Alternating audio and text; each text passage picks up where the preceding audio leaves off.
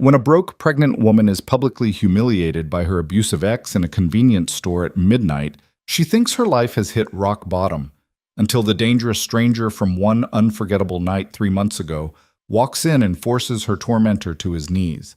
Vittorio Morelli doesn't ask questions. He doesn't make promises. He simply takes what's his. And whether Lena Hayes knows it or not, she became his the moment she carried his child. If you want to see how far a powerful man will go to protect what belongs to him, stay until the end. Hit that like button and comment what city you're watching from. I want to see how far this story travels. What? The fluorescent lights in the Quick Mart hummed like dying insects, casting everything in a sickly yellow that made the bruise on Lena's wrist look worse than it was. She stood in the instant noodles aisle at 9 o'clock on a Wednesday night, counting coins in her palm for the third time, hoping the math would somehow change. It didn't. $2.37. The cup noodles cost $2.49. She put back the one with shrimp flavor and picked up the chicken. $2.35. Close enough that maybe the cashier wouldn't notice if she was 12 cents short. Her stomach cramped, either from hunger or the pregnancy, she couldn't tell anymore, and she pressed her free hand against her abdomen, hidden beneath the oversized thrift store jacket that swallowed her frame. 3 months. That's how long she'd been carrying this secret, this tiny collection of cells that was systematically destroying what remained of her life. The store was nearly empty, just her, the bored cashier scrolling through his phone, and an old woman shuffling through the liquor section. Lena had chosen this place specifically because nobody who knew her would be caught dead here. The Quick Mart sat on the edge of the warehouse district, surrounded by closed factories and chain-link fences, the kind of neighborhood where people minded their business because they had their own problems. She'd been one of those people once, the ones who didn't shop at places like this. 6 months ago, she'd been an account manager at Morrison & Klein, wearing clothes that cost more than her current monthly income, living in an apartment with actual furniture instead of a studio with a mattress on the floor. 6 months ago, she'd had Ryan. The thought of him made her stomach turn worse than the morning sickness ever had. She moved toward the register, clutching the cup noodles like it was something precious. The cashier barely looked up. Lena set it down, then carefully, quietly, counted out her coins on the counter. $2, $2.25, $2.37. That's $2.49, the cashier said flatly. I know, I'm just... She dug into her pocket, hoping for a miracle. Her fingers found lint and a torn receipt. I'm 12 cents short. Could you... No discounts. He was already reaching to take the cup noodles back. Please. The word came out smaller than she intended. I can bring the 12 cents tomorrow. I just need... Lady, if I let everyone... The door chimed. Lena didn't turn around. She was too focused on the humiliation burning through her chest, the kind that made her want to sink through the floor. She started gathering her coins, hand trembling. Well, Lena fucking Hayes. Her blood went cold. She knew that voice. The particular sneer in it, the way it pronounced her name like an insult. Slowly she turned. Ryan Cole stood just inside the entrance, hands in the pockets of an expensive leather jacket she remembered buying him for his birthday. He looked exactly the same. Sharp jawline, carefully styled dark hair, the kind of handsome that had made her ignore all the warning signs. Behind him stood another man, shorter, wearing a suit that screamed money. Shit, I thought that was you. Ryan's grin widened as he moved closer. What the hell happened to you? You look like you've been living under a bridge. Lena's throat closed.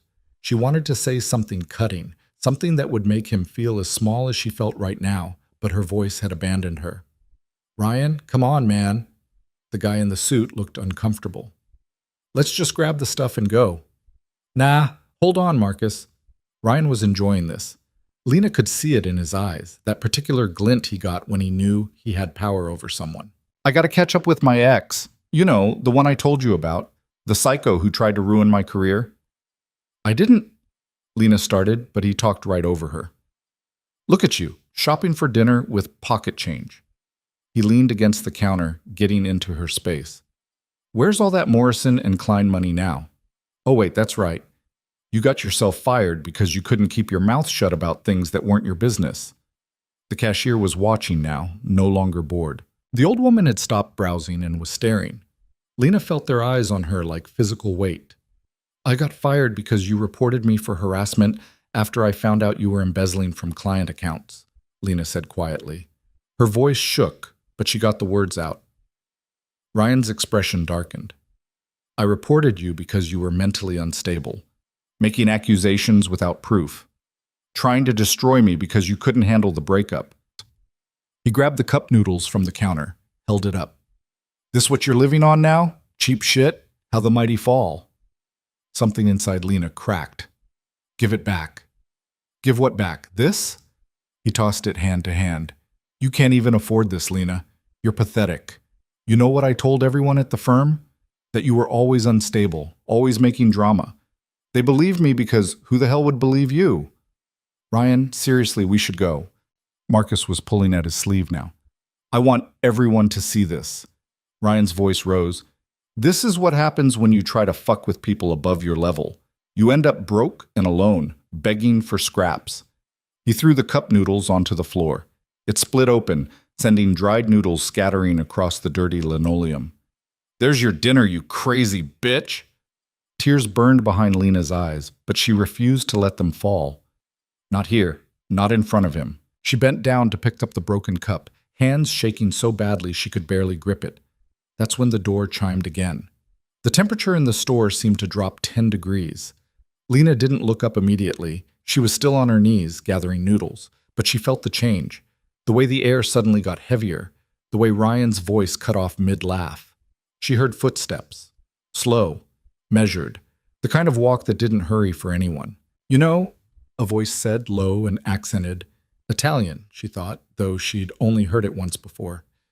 In my experience, men who need to humiliate women in public are usually compensating for their own inadequacy. Lena's head snapped up. He stood just inside the door, dressed in all black, expensive black, the kind that didn't wrinkle, that probably cost more than her old monthly salary. Tall, maybe 6'2" or 6'3", with dark hair pushed back from a face that was more striking than handsome. Sharp cheekbones, a jaw that could cut glass, eyes so dark they looked black in the fluorescent light. She knew him. One night, 3 months ago, a hotel bar where she'd gone to drink away her severance and her dignity. He'd sat down next to her, bought her a drink without asking, and they'd talked for hours about nothing important. Or maybe they hadn't talked much at all. The details were hazy. She'd been drunk or getting there. What she remembered clearly was the feeling of being seen for the first time in months. The way he'd looked at her like she mattered. And then his hotel room. His hands on her skin. The way he'd made her forget everything else existed. She'd left before dawn without leaving a number, convincing herself it was better that way. That it had been a moment out of time, something that couldn't exist in the real world. Now, here he was, standing in a convenience store at 9 p.m. on a Wednesday, looking at Ryan like he was deciding exactly how much effort it would take to kill him. Who the fuck are you? Ryan had tried to sound tough, but there was an edge in his voice now. The man didn't answer Ryan. His eyes found Lena, still on the floor, and something flickered across his face. Recognition. And then something darker. Lena. He said her name like he'd been carrying it in his mouth for 3 months. Get up. It wasn't a request, but it wasn't cruel either. Just certain.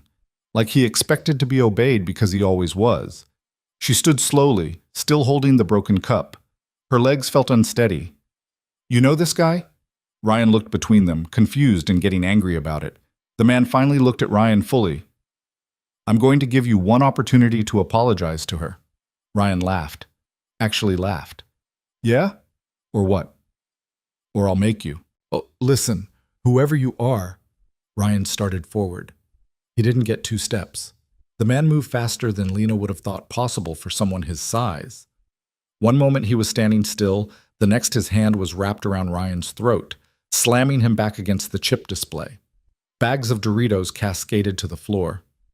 I don't like repeating myself, the man said conversationally, like he was discussing the weather instead of crushing Ryan's windpipe. So I'll clarify. You're going to apologize to Lena. You're going to mean it. And then you're going to leave and never come near her again, or I can break every bone in your hand and make sure you never sign another client agreement. Ryan's face was turning red. He clawed at the hand around his throat. I can't. Marcus, isn't it? The man glanced at Ryan's friend without loosening his grip. You're a lawyer at Peterson and Webb. Your firm represents the Castellano family, so you understand exactly who I am and why you should convince your friend here to cooperate. Marcus had gone pale. Mr. Morelli, that's what I thought. The man, Morelli, finally released Ryan, who collapsed against the chips, gasping. Well? Ryan coughed, rubbing his throat. His eyes were watering. When he finally looked at Lena, there was real fear there. I'm sorry. I'm sorry for what I said. Get on your knees. What? You made her kneel to pick up her food. It seems fair. Morelli's voice was still perfectly calm. You can't. Morelli simply looked at him. That was all. Just looked. Ryan sank to his knees. Now apologize properly. I'm sorry, Lena. Ryan's voice was barely above a whisper.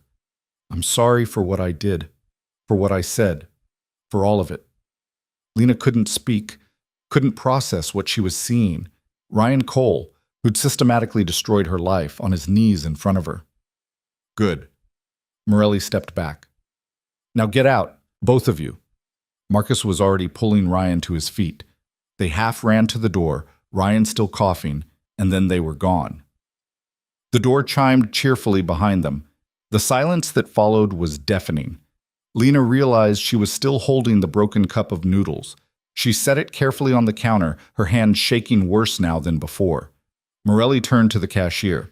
Ring up whatever she wants and add $300 to her account here. We don't have accounts. Morelli pulled out a wallet, extracted several bills without counting them, and dropped them on the counter. You do now. Then he looked at Lena, really looked at her. His eyes traveled over her face, down to the jacket that hung too large on her frame, back up to meet her gaze. She watched his expression shift as he took in the changes. The weight she'd lost, the shadows under her eyes, the exhaustion she couldn't hide. When did you last eat something that wasn't from a convenience store? He asked. That's not. She couldn't finish the sentence. Her brain felt like static. Come. He moved toward the door. Wait. Lena stayed frozen by the counter. I don't even know you. He paused, turned back. You know me well enough. 3 months ago. The Monarch Hotel. You left without saying goodbye. Heat flooded her face. We both knew that was just what? A mistake. The word felt like glass in her throat. Something dangerous flickered through his expression. I don't make mistakes, Lena, and neither do you, apparently, or you wouldn't be in this situation. His eyes dropped deliberately to her stomach. Lena's hand flew to her abdomen instinctively, protectively. How did you... You're holding yourself differently. You haven't touched your stomach like that the entire time you've been here, protecting it. And you have that look. He stepped closer. I grew up with sisters. I know what pregnancy looks like. It's not... She stopped. What was the point of lying? He knew. Somehow, he knew. It has nothing to do with you. Doesn't it? The question hung in the air between them like a blade. We used protection, Lena whispered. Protection fails, clearly. He studied her face. Is it mine? She wanted to lie, wanted to tell him it was someone else's, that he could walk away and forget this conversation. But she'd never been a good liar, and his eyes saw too much. Yes. The word came out barely audible. Morelli's expression didn't change, but something shifted in his posture. A settling, like a decision being made. Then we have things to discuss. Not here. He held out his hand. Come. I can handle this myself. Clearly, his gesture took in the broken noodles, the coins on the counter, her entire situation. It wasn't cruel, just factual. How's that working for you? Lena felt her throat tighten. You don't understand. I can't just leave with some stranger? We're past that, don't you think? You're carrying my child. That makes this my responsibility. I don't need you to be responsible. I don't need anything from you. Lena. He said her name like he was trying to be patient and finding it difficult. In the last 10 minutes, I've watched you unable to afford a $2 meal while being publicly humiliated by a man who should be in prison for what he did to you. You're clearly exhausted, probably not eating enough, and living in a situation that's not safe for you or the baby. So yes, you do need something from me. You need help, and I'm offering it. Why? The question burst out of her. You don't know me?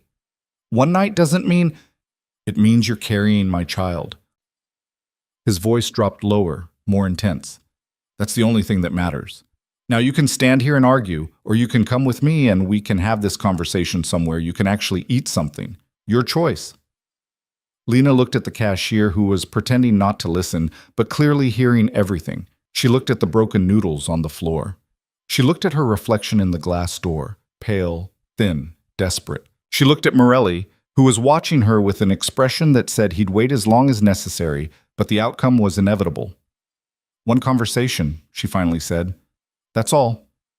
One conversation, he agreed, though the way he said it suggested he had no intention of stopping there. Lena followed him out into the night. The parking lot was mostly empty.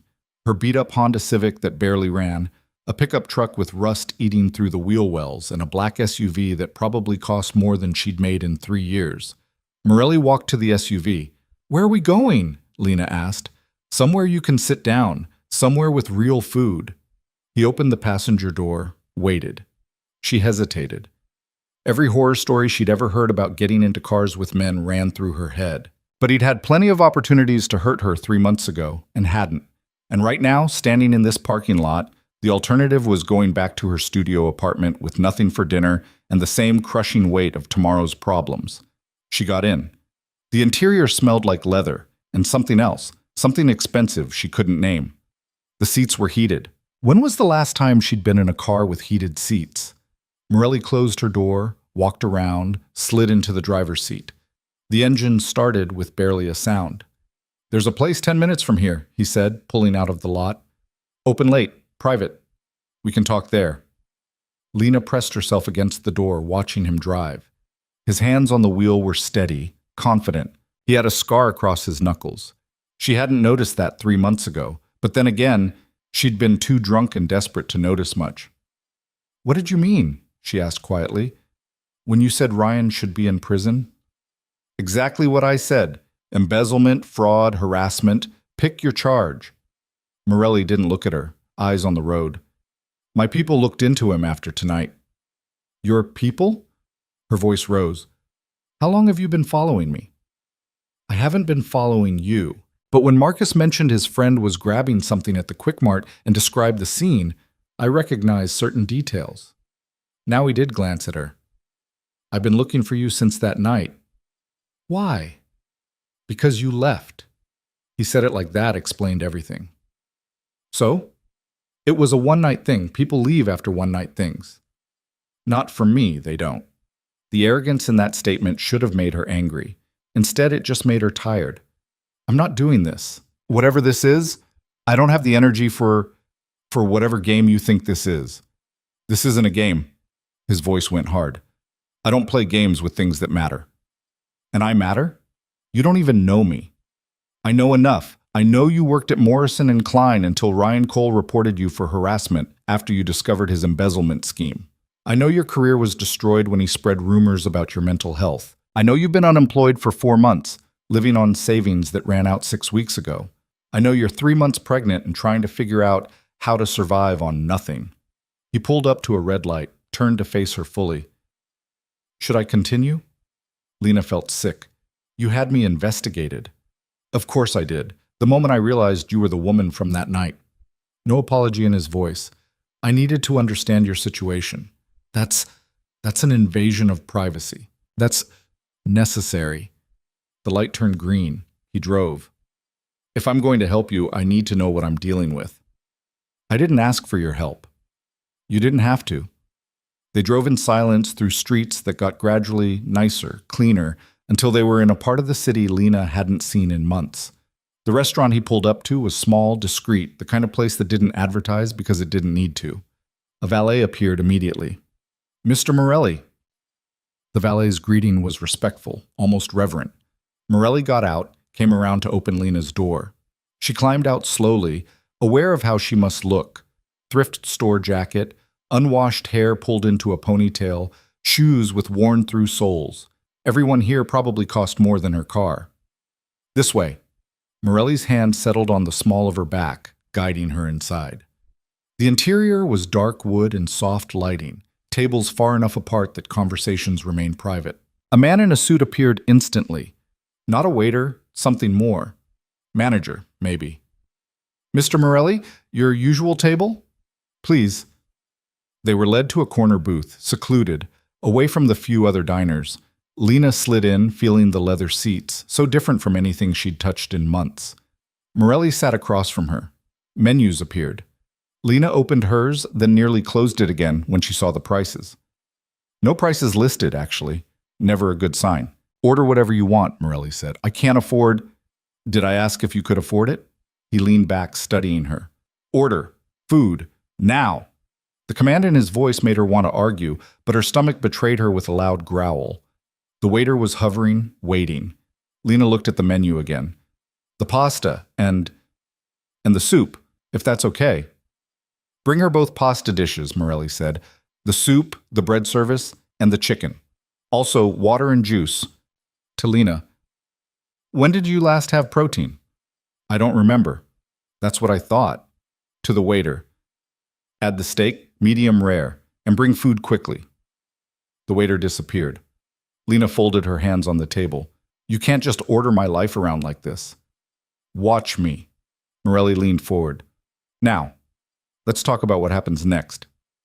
Nothing happens next. You buy me dinner, we go our separate ways, and I figure out my own life. No? Just that? No. You don't get to... You're carrying my child, he interrupted. That means you're my responsibility now. I take care of what's mine. I'm not yours. You are. You just don't know it yet. His eyes held hers. Here's what's going to happen. You're going to move out of whatever place you're living now and into somewhere safe. Somewhere with actual food and heat and security. I'll handle your living expenses. Absolutely not. And make sure you have proper medical care. When was your last prenatal visit? Lena looked away. I haven't been able to afford... That changes tomorrow. I'll have my doctor see you. I don't need your doctor. I don't need any of this. I'm fine on my own. You're not fine. You're barely surviving. He said it gently, which somehow made it worse. And that's not acceptable. Not when you're carrying my child. One night doesn't make this baby yours, Lena said desperately. It doesn't give you the right to control my life. Biology makes this baby mine, and I'm not trying to control your life. I'm trying to make sure you have one. He paused as the waiter returned with water and juice. Once they were alone again. Tell me why you left that night. The change in subject threw her. What? The hotel. You were gone before I woke up. Why? Because that's what you do after one-night stands. You leave. That wasn't a one-night stand. What else would you call it? The beginning. He said it with absolute certainty. I don't sleep with women I'm not interested in, and I was very interested in you. You don't know anything about me. I know you're smart. Funny when you're not exhausted. Stronger than you think you are. His voice lowered. I know you felt something that night. Same as I did. Lena's face burned. I was drunk. You weren't that drunk. Neither was I. He reached across the table, not touching her, but close.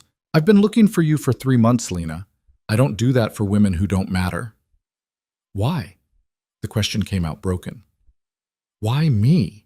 You could have anyone, someone successful, someone who isn't, she gestured at herself, someone who isn't a mess. I don't want anyone else. I want you. Simple, direct, terrifying. Food started arriving. Soup in a white bowl, steam rising, bread that smelled like heaven. Then pasta, chicken, more plates than she could count. Lena stared at it all. Eat, Morelli said. She picked up her spoon with shaking hands. The soup was the best thing she'd tasted in months, maybe years. Rich, warm, full of actual vegetables. She had to force herself not to gulp it down. Slower, Morelli said. You'll make yourself sick. Lena put the spoon down. I can't accept this. You already are. I mean all of it. The apartment, the money, the everything. I can't be someone's kept woman. I can't be a charity case. You're not charity. You're the mother of my child. He said it like that was the most logical thing in the world. And you're not being kept. You're being taken care of. There's a difference. What difference? Being kept means you have no choice.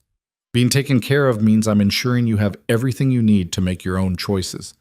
He gestured at the food. Eat. Please. We can argue about everything else after you're not starving. Lena picked up her spoon again. The soup was still perfect. She moved to the pasta next. Actual pasta, with sauce that tasted like someone had spent hours making it. Each bite made her want to cry. Morelli watched her eat without touching his own food. When she finally slowed down, he pushed the plate of chicken closer. More. I can't. I'm full. You need protein. Eat half at least. She did, because arguing took energy she didn't have. The food sat heavy in her stomach, the first real meal she'd had in weeks. Better? Morelli asked. Yes. She hated how small her voice sounded. Thank you. Don't thank me for basic human decency. He finally took a bite of his own food. Now, tomorrow you're going to see Dr. Reeves. She's an OBGYN, one of the best in the city. She'll do a full exam, make sure everything is okay with the baby. I told you. And after that, we'll look at apartments. I have a few properties that would work. You can choose which one you want. I'm not moving into your property. Why not? Because that makes me dependent on you. What happens if you decide you're done with this? I'll be homeless again. I won't. You can't know that. Yes, I can. He set down his fork. Lena, I'm going to say something, and I need you to really hear it. I don't abandon my responsibilities, ever. This baby is mine, which means you're mine to protect. That's not going to change. Not tomorrow, not in a year, not in 10 years. You are part of my life now, whether you accept it or not. That's insane. You don't even know if you like me. I know I want you safe. I know I want our child to have everything they need. The rest we'll figure out. He leaned back. But here's what won't change. You're not going back to that convenience store for dinner. You're not counting coins to survive. You're not living somewhere without heat or security. Those things are over. Understand? Lena felt tears threatening again. Why are you doing this? Because it's right. Because you need help, and I can provide it. Because that baby deserves better than what you've been able to give yourself through no fault of your own. His voice gentled. And because when I find something I want, I don't let it go. I'm not something to be kept. No, you're someone to be protected. There's a difference. He signaled the waiter. We'll get this wrapped up. You need to rest. Where are you taking me? Your place. Where is it? Lena gave him the address reluctantly. His expression darkened when he heard it. That's not happening. You're not going back there tonight. I have to. All my things can be moved tomorrow. He stood, offering his hand. Tonight, you're staying somewhere safe. I'm not staying with you. I have a guest room, multiple guest rooms. Take your pick. His eyes challenged her. Unless you prefer to go back to your studio with no food and no heat? She didn't. That was the worst part. She absolutely didn't want to go back to that place, to lying awake on a thin mattress wondering how she was going to survive tomorrow. So she took his hand. The SUV was waiting outside. Morelli helped her in, then gave an address to the driver that appeared from somewhere. They drove through the city, into neighborhoods that got progressively more expensive. Finally, they pulled up to a building that looked like it belonged in a magazine, all glass and steel and money. This is yours? Lena asked as they went inside. The penthouse? Yes. Of course it was the penthouse. The elevator required a key. They rose silently, Lena watching the numbers climb. When the doors opened, they opened directly into an apartment that was bigger than any place she'd ever lived. Floor-to-ceiling windows overlooked the city. Hardwood floors. Furniture that looked like actual art. Everything was clean, expensive, perfectly arranged. Guest rooms are down that hall, Morelli said, pointing. Second door on the right is probably the most comfortable. There's clothes in the closet that should fit. I'll have someone bring your things tomorrow. Whose clothes? No one's. I keep them for guests. Female guests? Occasionally. My sisters, mostly when they visit. He moved to the kitchen, which was all marble and stainless steel. Are you still hungry? No, I'm exhausted. Then sleep. Bathrooms attached to the room. Take whatever you need. He paused. The door has a lock, if that makes you feel safer. Lena realized she'd been worrying about exactly that. Thank you. Lena. He waited until she looked at him. You're safe here, I promise. Whatever else I am, whatever you think of me, that's true. She believed him. That was the terrifying part. After everything with Ryan, after months of not trusting anyone, she believed this near stranger who'd forced her ex to his knees and brought her to his penthouse. The guest room was bigger than her entire studio. The bed looked like clouds. Clean towels hung in the bathroom. There were toiletries, expensive ones, still wrapped in plastic. Lena locked the door, then immediately felt guilty about it. She showered for the first time in 3 days, standing under water that was actually hot, watching months of exhaustion swirl down the drain. The clothes in the closet did fit, soft pants and a t-shirt that felt like silk. She climbed into bed expecting to lie awake, anxiety chewing through her thoughts. Instead, she fell asleep almost immediately, her hand resting on her stomach, where a tiny heartbeat was growing stronger every day. Lena woke to sunlight streaming through windows she didn't recognize, in sheets that felt like they cost more than her monthly rent used to be. For one confused moment, she thought she was back in her old life, before everything fell apart. Then reality crashed back. The pregnancy, the convenience store, Ryan's face when Vittorio Morelli had wrapped a hand around his throat. Vittorio Morelli. She was in his apartment. She sat up too fast and nausea rolled through her stomach. Morning sickness, right on schedule. She barely made it to the bathroom before she was retching, bringing up the expensive dinner she'd eaten last night. Her hand shook as she gripped the toilet bowl. A knock on the door made her freeze. Lena? Vittorio's voice muffled through the wood. You all right? Fine, she managed, then threw up again. I'm coming in. Don't. But the lock clicked open anyway, because of course he had keys to every room in his own apartment. He appeared in the bathroom doorway, took in the scene, and disappeared without comment. Lena heard water running. Then he was back with a wet washcloth and a glass of water, kneeling beside her like this was completely normal. Here. He pressed the cloth to the back of her neck. The cool felt like heaven. You don't have to. Another wave hit. She heaved, but there was nothing left. How long has it been this bad? His hand stayed steady on her neck. Since week 6. It's worse in the mornings, but it comes and goes all day. She took the water he offered, rinsed her mouth, spit. Usually passes after an hour or so. Dr. Reeves can prescribe something? I told you, I'm not seeing your doctor. Yes, you are. Appointment's at 10. He checked his watch. Which gives you 2 hours. Think you can eat something? I'll just throw it up.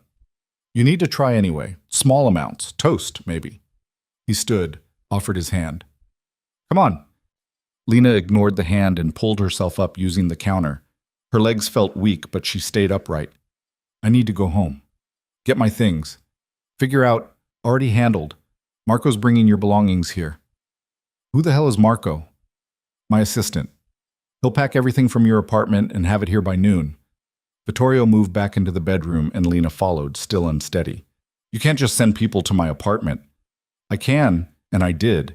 You gave me the address last night. He pulled out his phone, typed something. I'm assuming everything there is worth keeping, or should he leave certain items? This is insane. You can't just move me without asking. I'm not moving you. I'm moving your possessions so you don't have to go back to that place. He looked up from his phone. Unless you want to go back, sleep on that mattress on the floor one more night, count coins for dinner? The truth of it hit harder than the nausea. She didn't want to go back. The thought of returning to that studio with its broken heater and stained carpet and neighbors who shouted through the walls at 3 a.m. made something in her chest constrict. I can't stay here, she said quietly. Why not? Because I don't know you. Because this is moving too fast. Because... She gestured helplessly at the room, the apartment, everything. Because this isn't my life. It is now. He pocketed his phone. Get dressed. There's more clothes in the closet if you need them. I'll make toast. He left before she could argue, closing the door behind him. Lena sank onto the bed, head in her hands. Everything was spinning out of control. 24 hours ago, she'd been alone and desperate, but at least her life was her own. Now she was in a stranger's penthouse, about to see his doctor, her belongings being packed by someone named Marco. But she was also fed. Clean. Sleeping in a bed that didn't hurt her back, carrying a child that deserved better than what she could currently provide. The thought of the baby, their baby, made her hand drift to her stomach again. 3 months along. Still too early to feel movement, but she knew it was there, growing, depending on her. She got dressed in the clothes from last night, then ventured into the closet. Rows of women's clothing, all with tags still attached.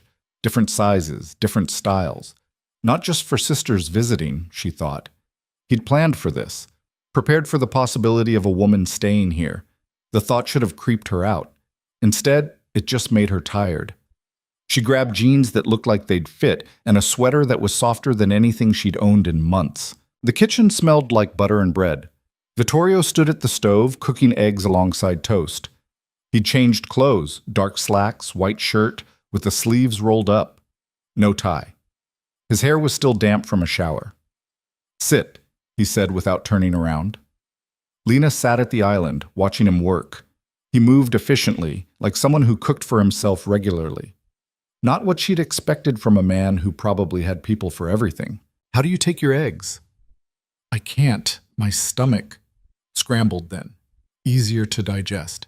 He plated the food, set it in front of her. "Small bites. If you keep it down for 20 minutes, try more." "You've done this before." It wasn't a question. "My younger sister had hyperemesis with her first pregnancy, threw up everything for 4 months." He poured orange juice. Toast and eggs were the only things that stayed down. Lena took a tiny bite of toast. Her stomach rolled, then settled. "You have sisters?" 3. All married, all with children, all extremely opinionated about how I live my life. Something almost like a smile crossed his face. "They're going to have thoughts about this situation. This situation being me. This situation being that I'm going to be a father." He sat across from her with his own plate. "They'll want to meet you." "No." The word came out sharper than she intended. "I'm not meeting your family. This isn't... We're not together. This is just what? I don't know."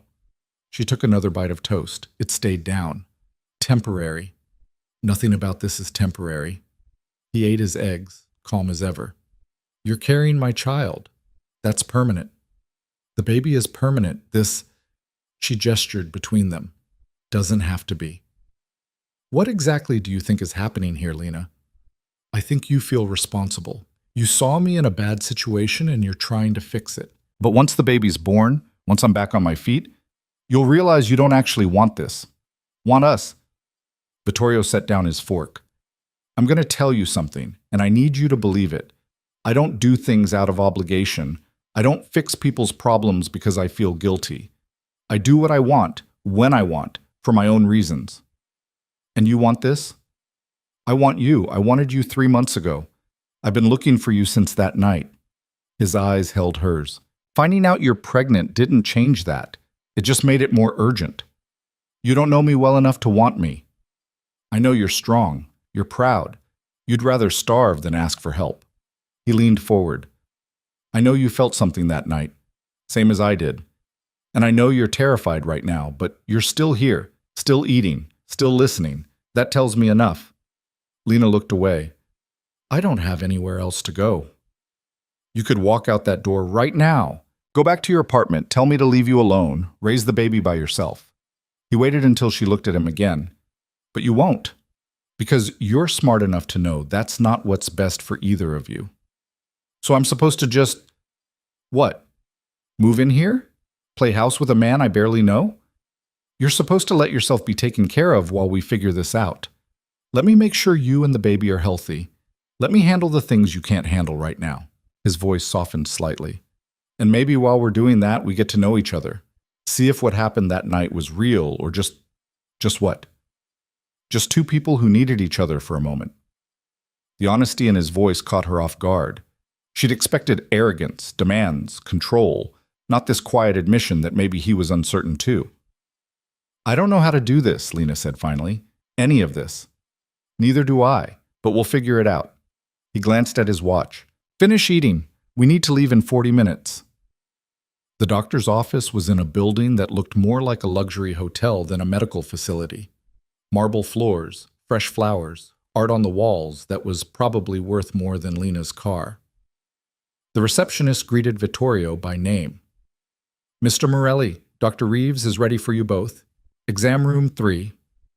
They were led down a quiet hallway to a room that looked nothing like any doctor's office Lena had been in. Comfortable chairs instead of examination tables, soft lighting, windows overlooking the city. Dr. Reeves appeared moments later, a woman in her 50s with kind eyes and graying hair pulled into a neat bun. She shook Vittorio's hand, then turned to Lena. You must be Lena. I'm Sarah Reeves. Thank you for coming in on short notice. Her smile was warm, genuine. I understand you're about 3 months along? 12 weeks, I think. I'm not exactly sure. That's all right. We'll figure it out. Dr. Reeves gestured to the exam table that Lena now noticed in the corner. Let's start with a basic exam, then we'll do an ultrasound. Sound good? Lena glanced at Vittorio. He'd taken a seat in one of the chairs, clearly planning to stay. Could you... She didn't know how to ask without sounding rude. I'll wait outside, he said, immediately standing. No. The word surprised her, but now that she'd said it, stay, please. Something shifted in his expression. All right. The exam was thorough but gentle. Dr. Reeves asked questions about her medical history, her symptoms, her living situation. Lena answered honestly, trying not to feel embarrassed about admitting she hadn't been able to afford prenatal care. Well, let's see what we're working with. Dr. Reeves set up the ultrasound machine. This might be a bit cold. The gel on Lena's stomach was freezing. She flinched, and Vittorio's hand found hers without her asking. She didn't pull away. Doctor. Reeves moved the wand across her abdomen, eyes on the screen. Lena couldn't see anything at first, just grainy black and white shapes that meant nothing. Then Dr. Reeves smiled. There we are. Look. She turned the screen, and Lena's breath caught. A tiny form, barely recognizable as human, but unmistakably there, and inside it, a flutter of movement. That's the heartbeat, Dr. Reeves said softly. Strong and steady. Let me get the audio. The room filled with a rhythmic swooshing sound, fast and insistent. Their baby's heart beating inside her body. Lena felt tears sliding down her face before she realized she was crying. Beside her, Vittorio had gone completely still, his eyes fixed on the screen. Everything looks good, Dr. Reeves continued. You're measuring right at 12 weeks, maybe 12 and a half. Due date looks like late September, early October. Baby's developing normally, no concerns that I can see. She made some notes. Though we do need to talk about your nutrition. You're underweight, which isn't ideal. I've been trying to eat, Lena said defensively. I know, but your body's been under significant stress. We need to get you on a proper meal plan, vitamins, make sure you're getting enough calories. She looked at Vittorio. Can you make sure she's eating regularly? Already handled, he said, voice rough. Dr. Reeves printed out several ultrasound pictures, handed them to Lena. I want to see you back in 2 weeks. We'll do a full panel, check your vitamin levels, make sure everything's progressing well. In the meantime, rest, eat, try to reduce stress as much as possible. Thank you, Lena managed. They left with a bag full of prenatal vitamins and supplements, instructions for meals, a list of foods to avoid. Lena clutched the ultrasound pictures like they might disappear if she let go. In the car, Vittorio was quiet. Too quiet. Are you okay? Lena asked finally. I heard the heartbeat. He stared straight ahead. I knew, intellectually, that you were pregnant. But hearing it, seeing it, I know. That's my child. Our child, Lena corrected softly. He turned to look at her then, something fierce and protective blazing in his eyes. Our child. Who I'm going to protect, both of you. Whatever it takes. The intensity scared her a little. Vittorio. Whatever it takes, Lena. I need you to understand that. I will do anything to keep you both safe. She believed him. That was the terrifying part. They drove back to the penthouse in silence. Marco had already delivered her things, 3 boxes and 2 garbage bags that contained her entire life. Seeing it all stacked in Vittorio's pristine entryway made her throat tight. The second bedroom on the left is ready for you, Vittorio said. You can unpack whenever you want, or Marco can do it. I can unpack my own things. She picked up one of the boxes. It wasn't heavy. She didn't own anything heavy, but Vittorio took it from her anyway. Doctor said rest. I'll carry. He headed down the hall, and Lena followed with one of the lighter bags. The bedroom he'd prepared was bigger than her entire studio had been. A real bed with a proper frame. A dresser. A desk by the window. Empty closet space waiting to be filled. This is too much, Lena said. It's a bedroom. People have bedrooms. He set the box on the bed. I'll get the rest. While he brought in her things, Lena started unpacking. Her clothes looked shabby in the nice dresser. Worn jeans, faded shirts, everything wrinkled from being stuffed in garbage bags. Her books, dog-eared and highlighted.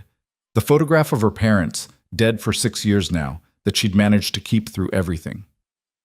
Vittorio returned with the last bag, paused when he saw the photo. Your family? My parents. Car accident when I was 23. She set the frame on the nightstand. They would have loved being grandparents. I'm sorry. Me too. She pulled out her laptop. Ancient, barely functional, but all she had. They never got to see me succeed. Or fail, I guess. You haven't failed. I'm unemployed, broke, and pregnant by a man I barely know. That's pretty much the definition of failure. That's the definition of being human. Life doesn't go according to plan.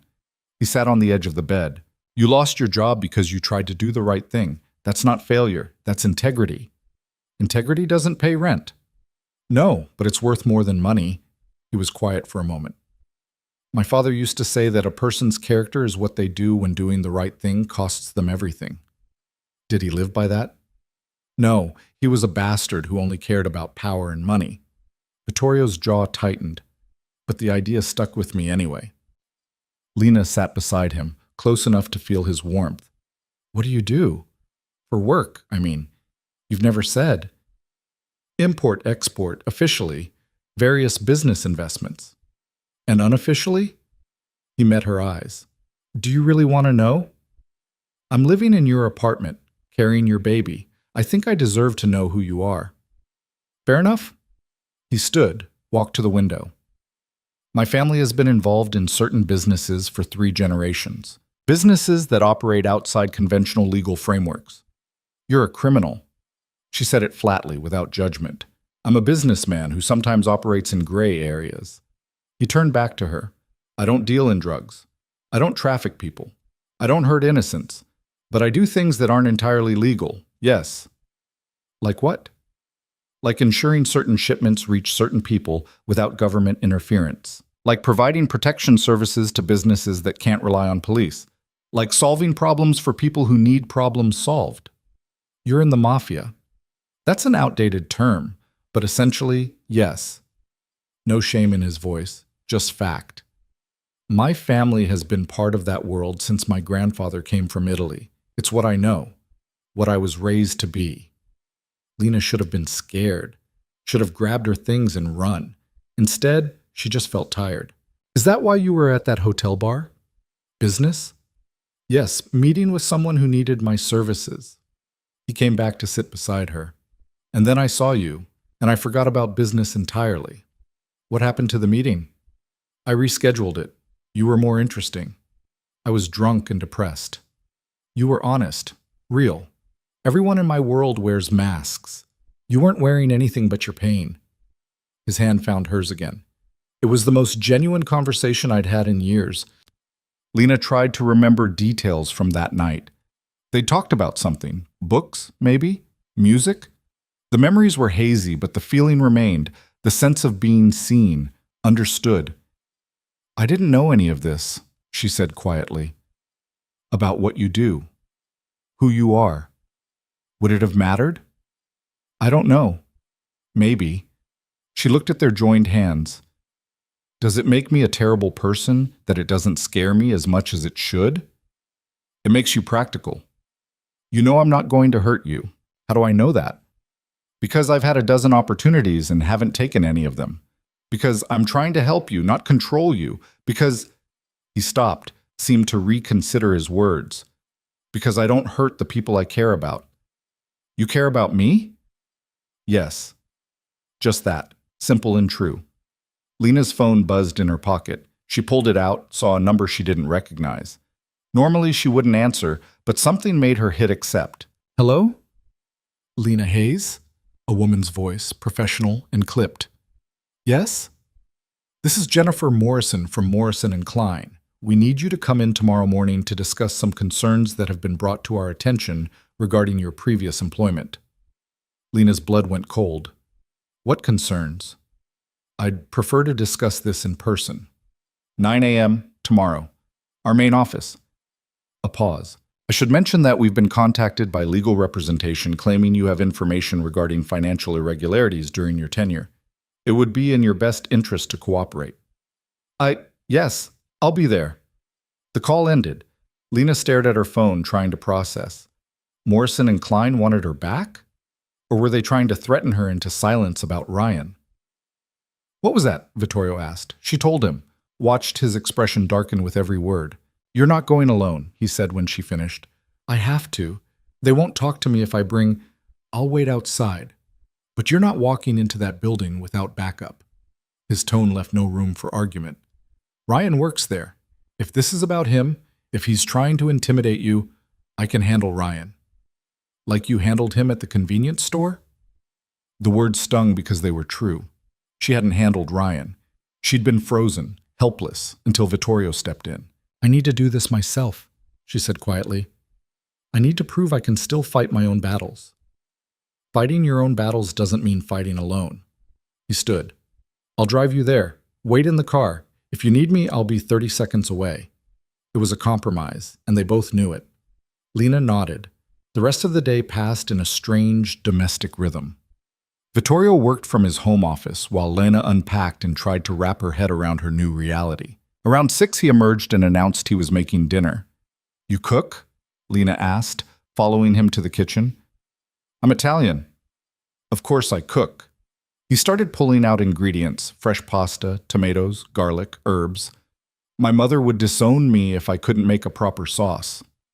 Lena watched him work, fascinated despite herself. He moved with the same confidence he applied to everything else, like he'd done this 1,000 times.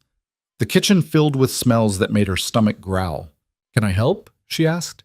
You can sit and rest like the doctor ordered. I've been resting all day. I'm going crazy. He considered, then handed her a knife and a cutting board. Chop the basil, small pieces.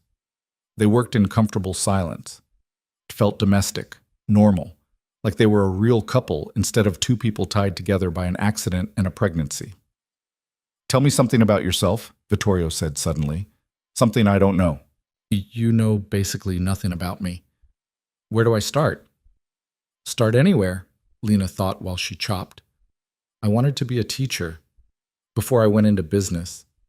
I loved literature, thought I'd teach high school English. What changed? My parents died and I had bills to pay. Business paid better than teaching. She set down the knife.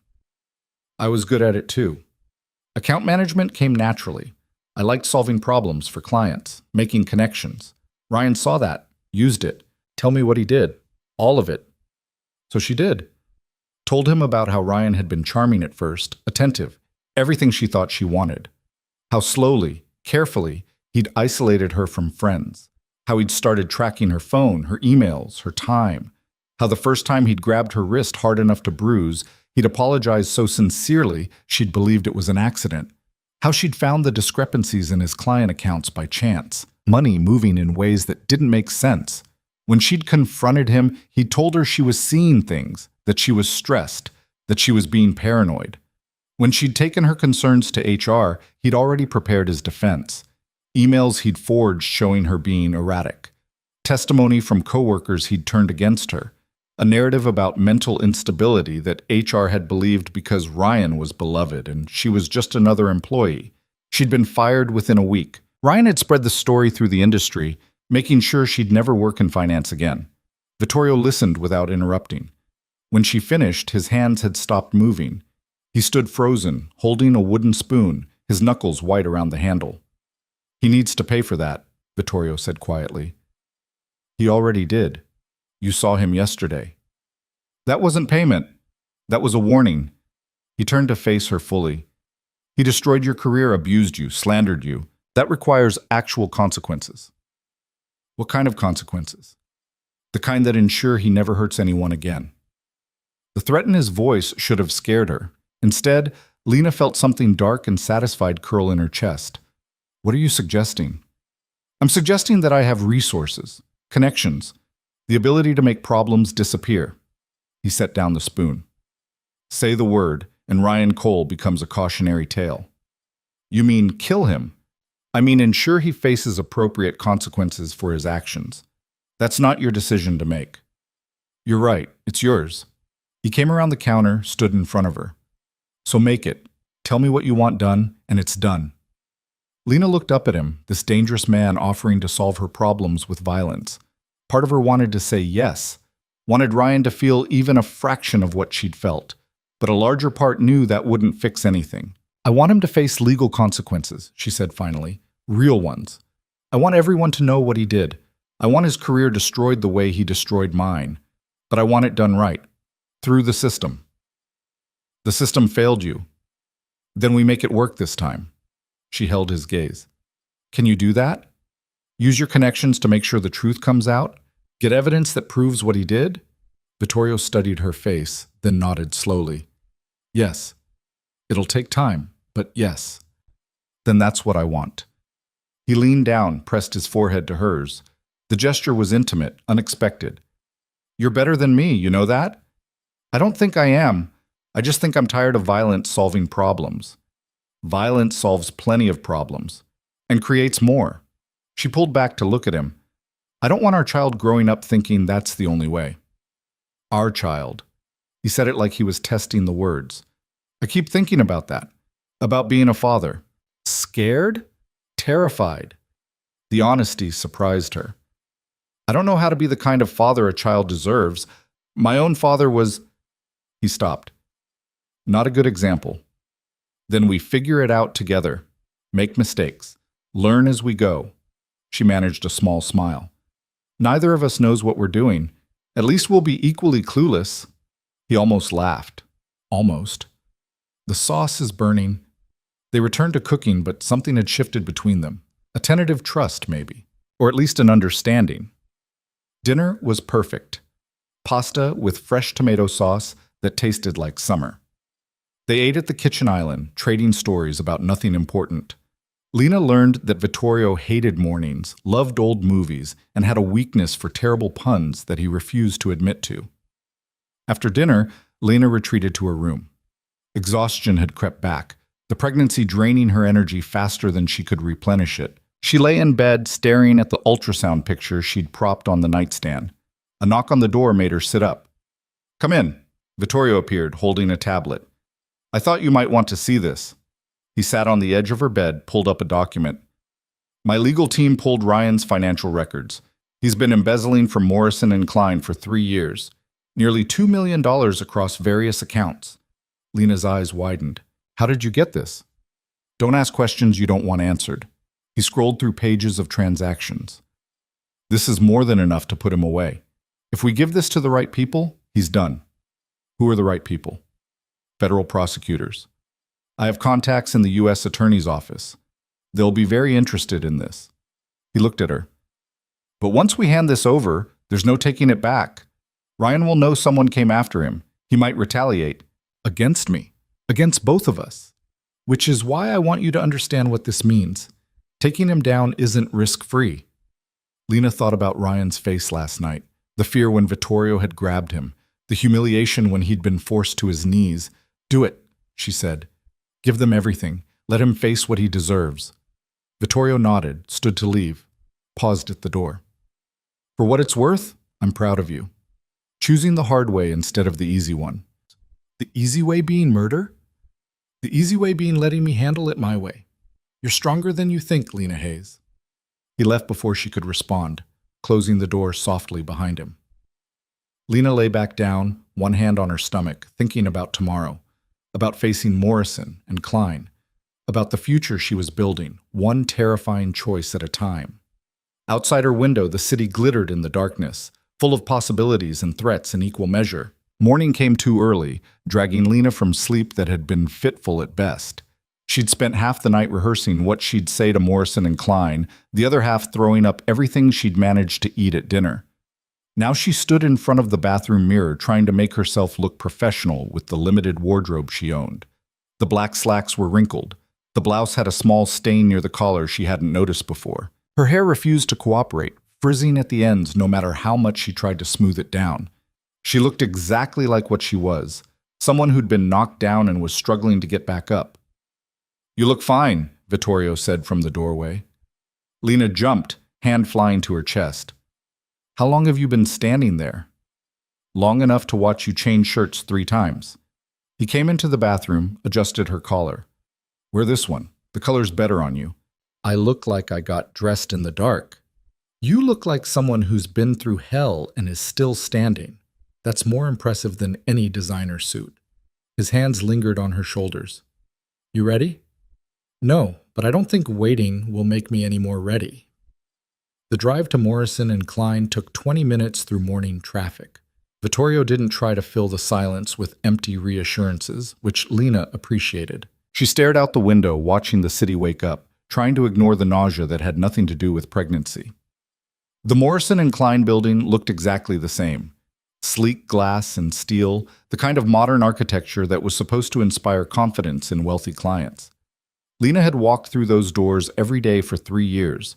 Now they felt like the entrance to a prison. "I'll be right here," Vittorio said as he pulled up to the curb. "You have your phone?" "Yes." "If anything feels wrong, if Ryan's there, if they threaten you, if you just want to leave, you call me. I'll be inside in 30 seconds. "I know." She reached for the door handle, hesitated. "What if they're just trying to scare me? What if this is Ryan's way of making sure I don't talk?"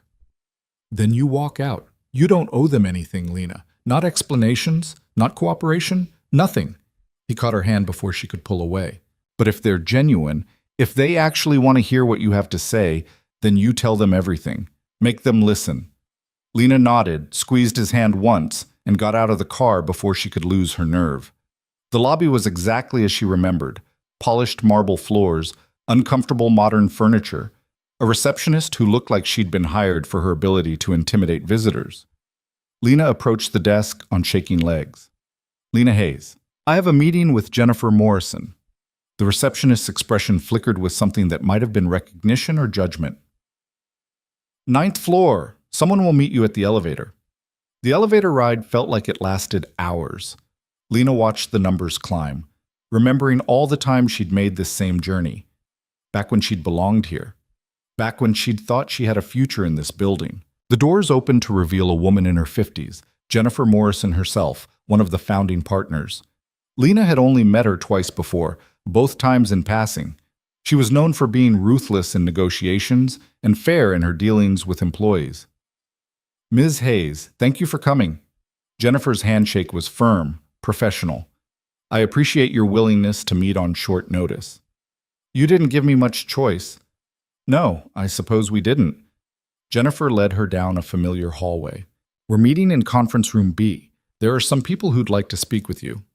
Lena's stomach dropped. "What people?" "Our legal counsel. And representatives from the Securities and Exchange Commission."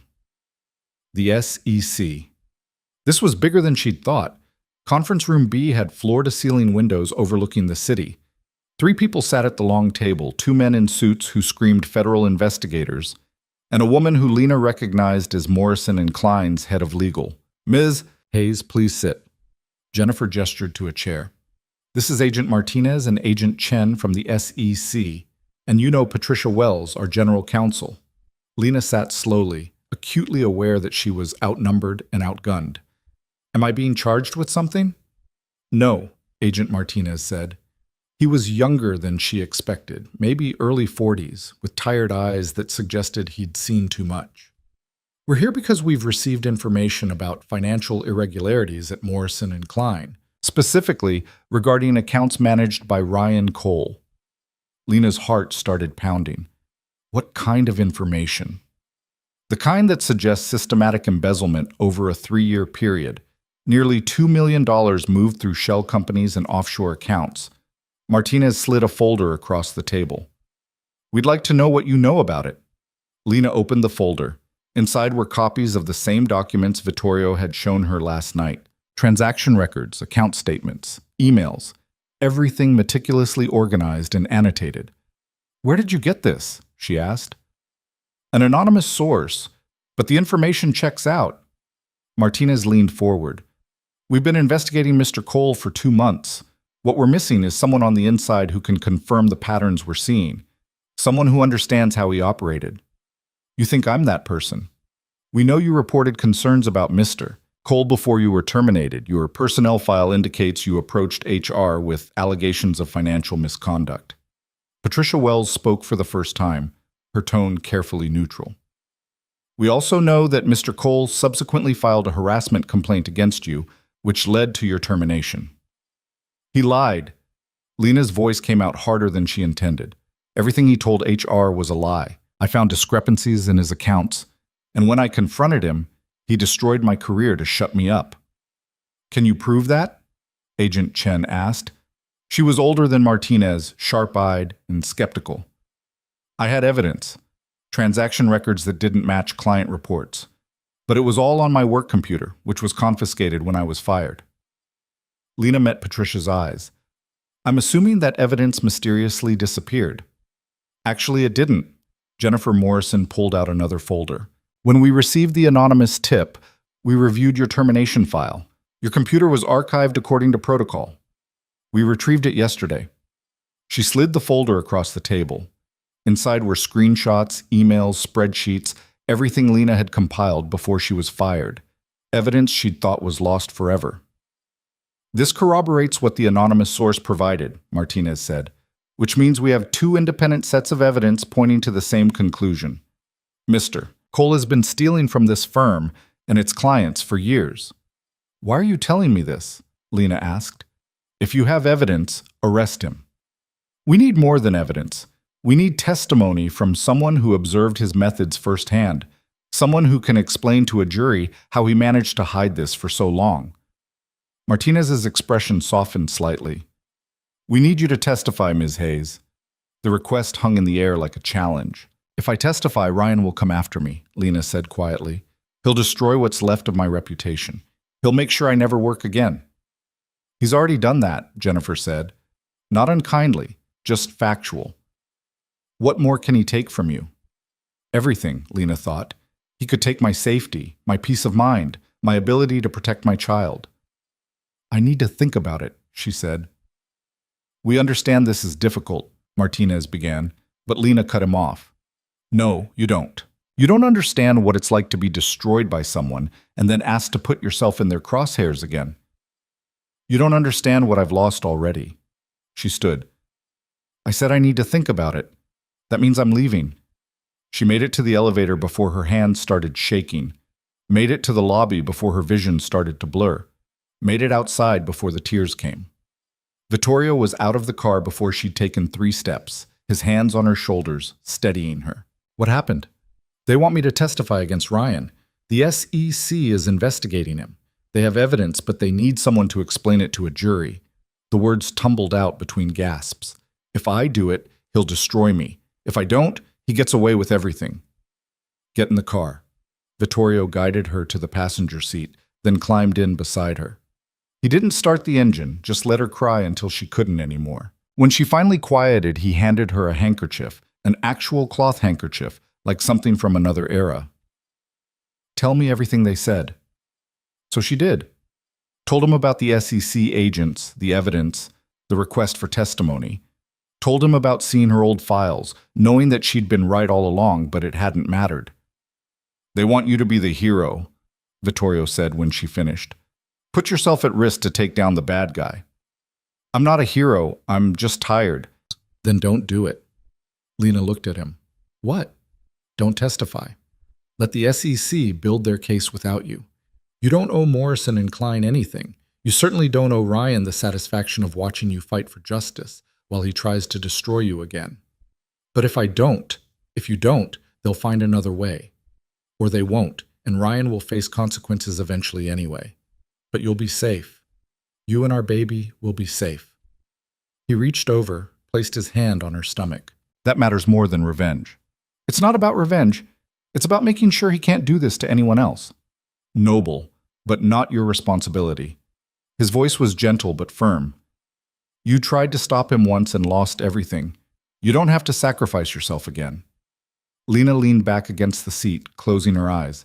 Part of her wanted to agree with him, wanted to walk away and let someone else fight this battle. But another part, the part that had gone into HR all those months ago knowing it might cost her job, couldn't let it go.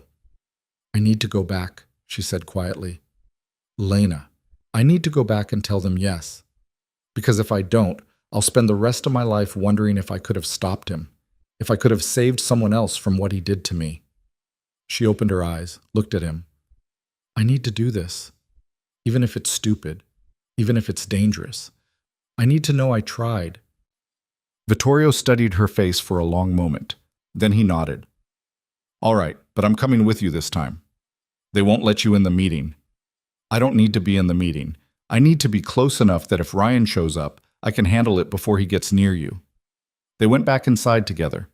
Jennifer Morrison looked surprised to see Lena return, more surprised to see the man with her. Ms. Hayes, I didn't expect— I'll testify, Lena said, on 3 conditions. Martinez and Chen had come out to the lobby, drawn by the commotion. What conditions? Martinez asked. 1. You provide protection. I'm not doing this if Ryan can get to me before trial. 2. You arrange for any legal consequences he's facing to be made public. I want everyone who believed his lies about me to know the truth. 3. She glanced at Vittorio. You let Morrison and Klein's legal team handle my representation during the investigation. I can't afford my own lawyer. Patricia Wells stepped forward. The firm would be happy to provide counsel, Ms. Hayes. Considering the circumstances of your termination, it's the least we can do. Then we have a deal.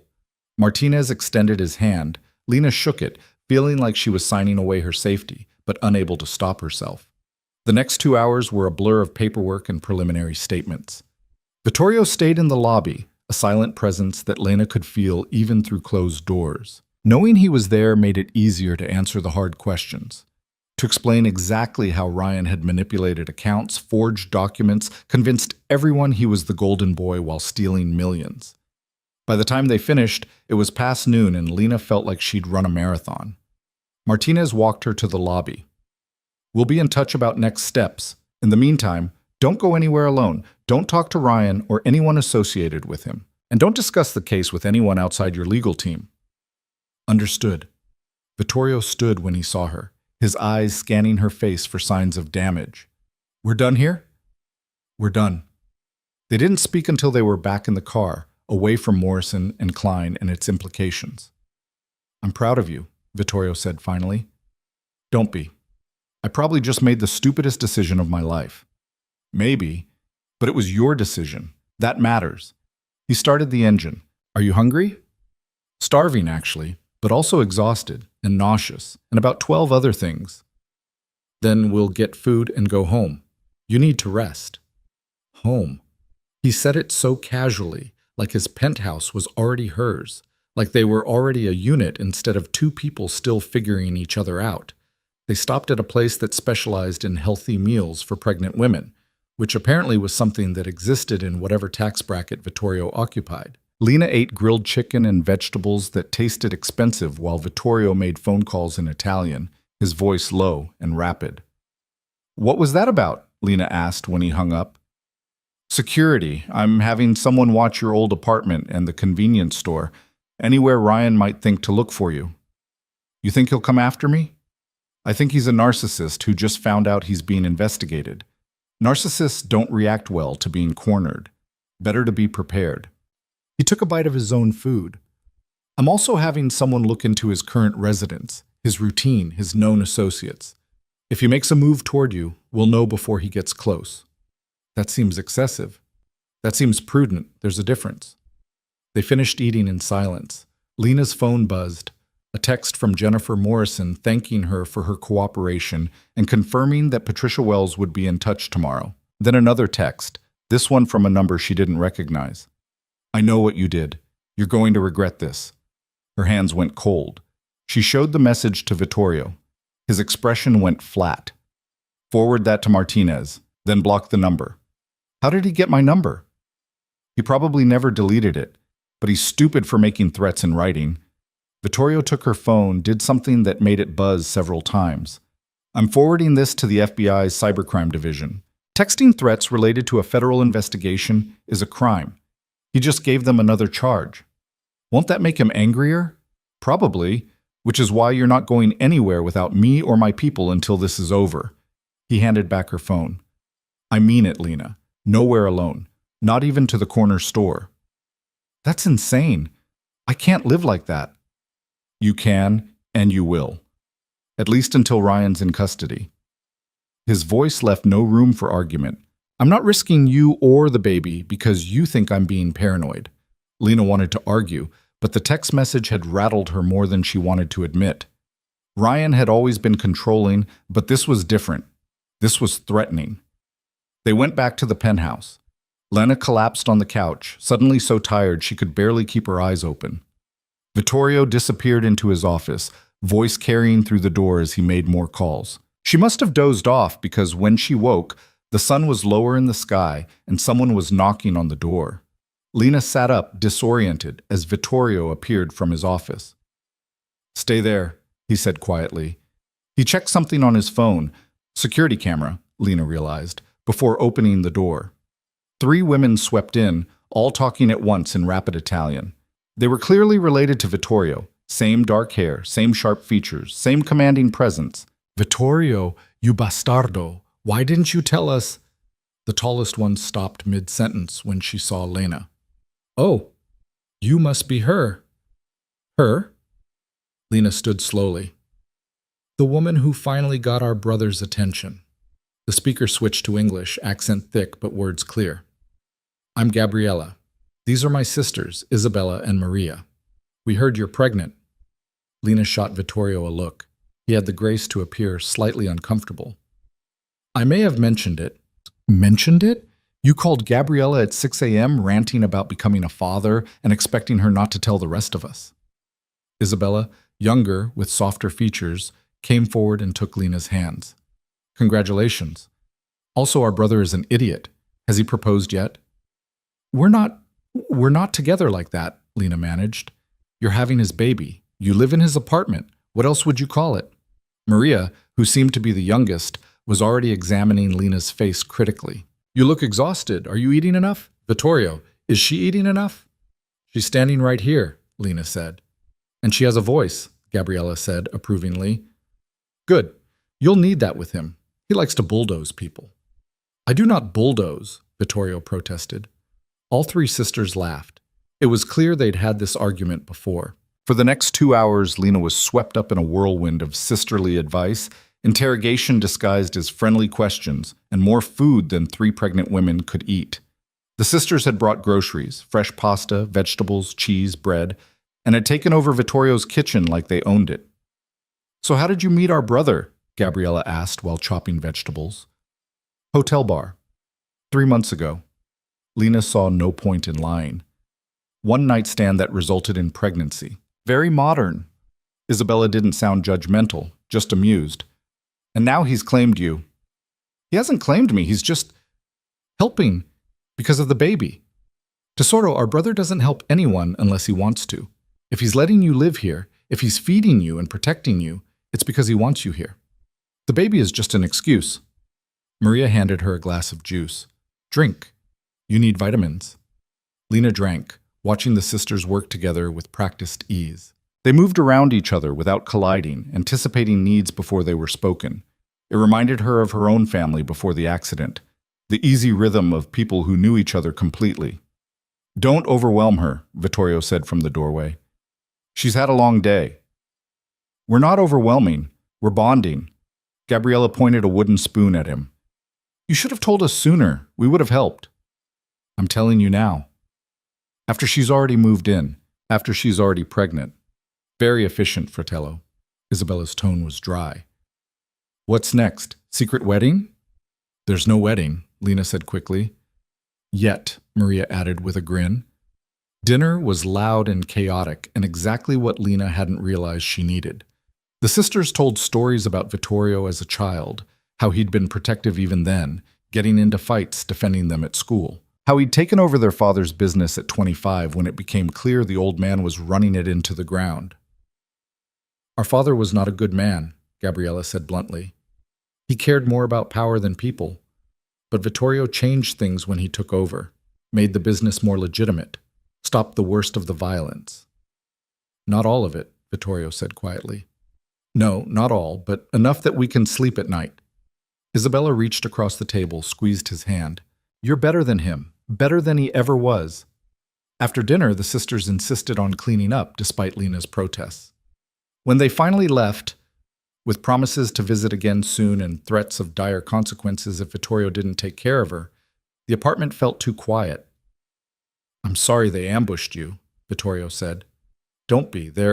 Lena searched for the right word. They're wonderful. I haven't had family in years.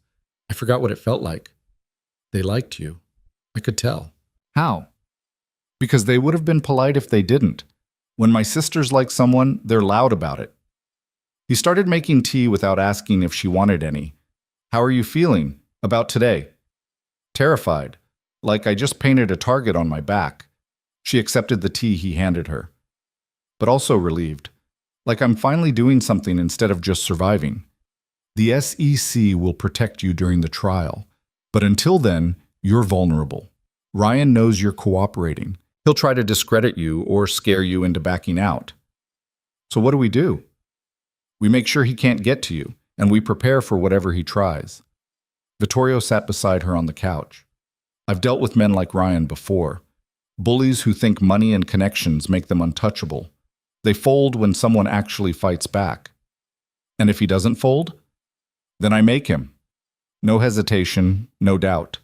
Lena should have been disturbed by how easily he talked about violence. Instead, she just felt safe, protected in a way she hadn't felt in years. Her phone buzzed again. Another unknown number. Another message. You always were a lying bitch. No one's going to believe you. Vittorio saw it over her shoulder. His jaw tightened. He's getting sloppy. Good. Angry people make mistakes. I don't want him making mistakes near me. He won't get the chance. Vittorio took her phone, forwarded the message to Martinez. Tomorrow, I'm having new security installed. Cameras, reinforced locks, the works. And you're getting a security detail. A what? Someone to stay with you when I can't. Someone trained to handle threats. He looked at her. I know you don't like feeling controlled, but this is non-negotiable. Your safety is non-negotiable. And if I say no, then I'll follow you myself and you'll have no privacy at all. Your choice. Put that way, it wasn't much of a choice. Fine, security detail, but they can't be obvious about it. I'm not walking around with a bodyguard making everyone stare. They'll be discreet. You'll barely know they're there. Lena doubted that, but didn't argue. She was too tired to argue. She stood to go to her room, swayed slightly. Vittorio caught her elbow, steadied her. You need to sleep, he said. I need a lot of things. Sleep's pretty far down the list. Name the others. Maybe I can help. I need to know this is going to work out. That testifying against Ryan won't destroy what's left of my life. That you're not going to wake up tomorrow and realize this is too much trouble. The words came out before she could stop them. I need to know I'm not making another massive mistake.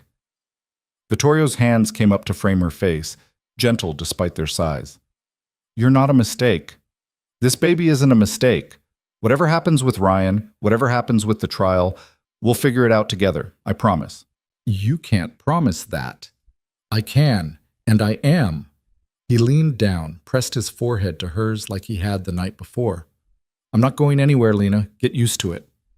She wanted to believe him, wanted to trust that this would work out, but trust had been beaten out of her by Ryan's fists and lies. I don't know how to do this, she whispered. Do what? Let someone help me. Let someone in. I've been alone for so long, I don't remember how to be anything else. Then we learn together, one day at a time. He pulled back to look at her. Go sleep. Tomorrow will be easier. It wasn't a lie exactly, just a hope disguised as certainty. Lena went to her room, climbed into bed still wearing her clothes, and stared at the ceiling while her mind raced through everything that had happened. The SEC investigation, Ryan's threats, Vittorio's sisters appearing like some kind of Italian intervention squad, the baby growing inside her, oblivious to all the chaos. She placed both hands on her stomach, feeling nothing yet, but knowing life was there. "We're going to be okay," she whispered to the tiny presence. "I'm going to make sure of it, whatever it takes." In the morning, she'd face whatever came next. But tonight, she let herself rest in the fragile safety of Vittorio's protection, trying to believe that maybe, just maybe, things were starting to look up. The security detail arrived at 7 a.m., which meant Lena was woken by the sound of voices in the living room and the smell of coffee she couldn't drink. She dragged herself out of bed, pulled on the robe she'd found in the closet, and emerged to find Vittorio deep in conversation with a woman who looked like she could break someone in half without working up a sweat. "This is Maya," Vittorio said when he noticed Lena. "She'll be with you whenever I can't be." Maya extended a hand. Her grip was firm, but not crushing. "Ms. Hayes, I'll stay out of your way as much as possible, but I need to be close enough to respond if there's a threat." "Respond how?" Lena asked, still half asleep. "However necessary." Maya's expression was neutral, professional. "I've worked executive protection for 8 years, before that military. You won't even know I'm here most of the time." Lena doubted that, but nodded anyway. "What exactly does this entail?" "I follow you to appointments, stay within sight when you're in public, monitor your surroundings for potential threats. When you're here in the apartment, I'll be downstairs in the building. Mr. Morelli has arranged an office for me." "Of course he has," Lena muttered. Vittorio handed her a cup of herbal tea. "Maya comes highly recommended. She's worked with families in similar situations." "Similar how? Other pregnant women being threatened by their exes?" "Other people who needed protection from individuals with resources and connections." Maya's tone was matter of fact. "Your ex-boyfriend has money and motivation. That makes him dangerous. But he's also predictable. Men like him follow patterns." "What patterns?" "Escalating threats, attempts at intimidation, using mutual contacts to gather information. Eventually, if he's desperate enough, direct confrontation." Maya pulled out a tablet, pulled up what looked like a security brief. "We've already identified his known associates, his regular locations, his typical schedule. If he deviates from pattern, we'll know." Lena felt sick, and not from morning sickness. "You've been watching him?" "Since last night. Mr. Morelli wanted a baseline before we implemented full security protocols." Maya glanced at Vittorio. "He left his apartment at 6:15 this morning, went to his gym, then to Morrison and Klein, currently in his office on the 14th floor." "How do you know what floor he's on?" "Building directory is public record, and I have contacts in building security who confirmed his entry." Maya said it like this was completely normal. "He made 3 phone calls on his way to work. 2 to his lawyer, 1 to an unknown number that we're working on identifying." "This was insane." Lena looked at Vittorio. "This is too much. This is necessary." He set down his coffee. "Ryan threatened you twice yesterday. He knows you're cooperating with federal investigators. He's going to escalate." "You don't know that." "Yes, I do, because I know how men like him think. They can't stand losing control." Vittorio's voice was calm but absolute. "Maya stays. Non-negotiable." Lena wanted to argue, but another part of her, the part that had read Ryan's texts, that remembered his hand around her wrist, that knew exactly what he was capable of, was relieved. Scared, but relieved. "Fine, but I need coffee, real coffee." "Decaf only," Vittorio said. "Doctor's orders." "I hate you a little bit right now." "I can live with that." Maya excused herself to make calls, leaving Lena and Vittorio alone in the kitchen. Lena sipped her tea and wished desperately it was espresso. "Patricia Wells called," Vittorio said. "She wants to meet this afternoon to prep you for your formal deposition. The SEC is moving faster than expected." "How fast?" "They want to indict Ryan within 2 weeks, which means they need your testimony locked down before he can lawyer up and make things complicated." 2 weeks. 14 days until Ryan would know officially that she'd destroyed him the way he'd destroyed her. The thought should have been satisfying. Instead, it just made her anxious. What if I screw it up? What if I say something wrong and he gets away with it? You won't screw it up. You know what he did. You have evidence. All you have to do is tell the truth. Vittorio moved closer, his presence solid and grounding. Patricia will prepare you. She's one of the best attorneys in the city. She'll make sure you're ready. And what about after? After he's arrested and charged and this all becomes public? What happens to me then?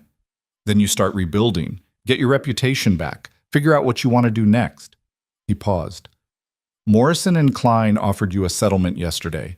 Jennifer called while you were sleeping. Lena's head snapped up. What kind of settlement? Wrongful termination, defamation. They're offering $200,000 and a public acknowledgement that you were fired under false pretenses. $200,000. More money than Lena had seen in her entire life.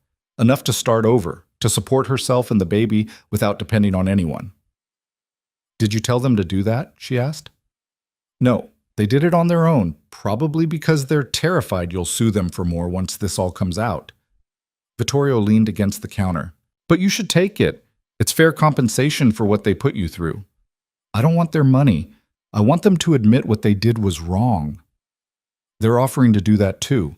Public statement clearing your name, letter of recommendation, restoration of your professional reputation. He watched her face.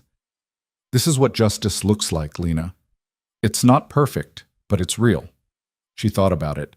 $200,000 would mean independence. Would mean she didn't have to rely on Vittorio's charity. Would mean choices. I'll take it, she said finally. On one condition. What condition? They have to personally apologize. Jennifer Morrison and whoever else was involved in my termination, I want them to look me in the eye and admit they were wrong. Vittorio's mouth curved slightly. I'll make sure that happens. The meeting with Patricia Wells took place in a conference room at a law firm that occupied 3 floors of a downtown high-rise.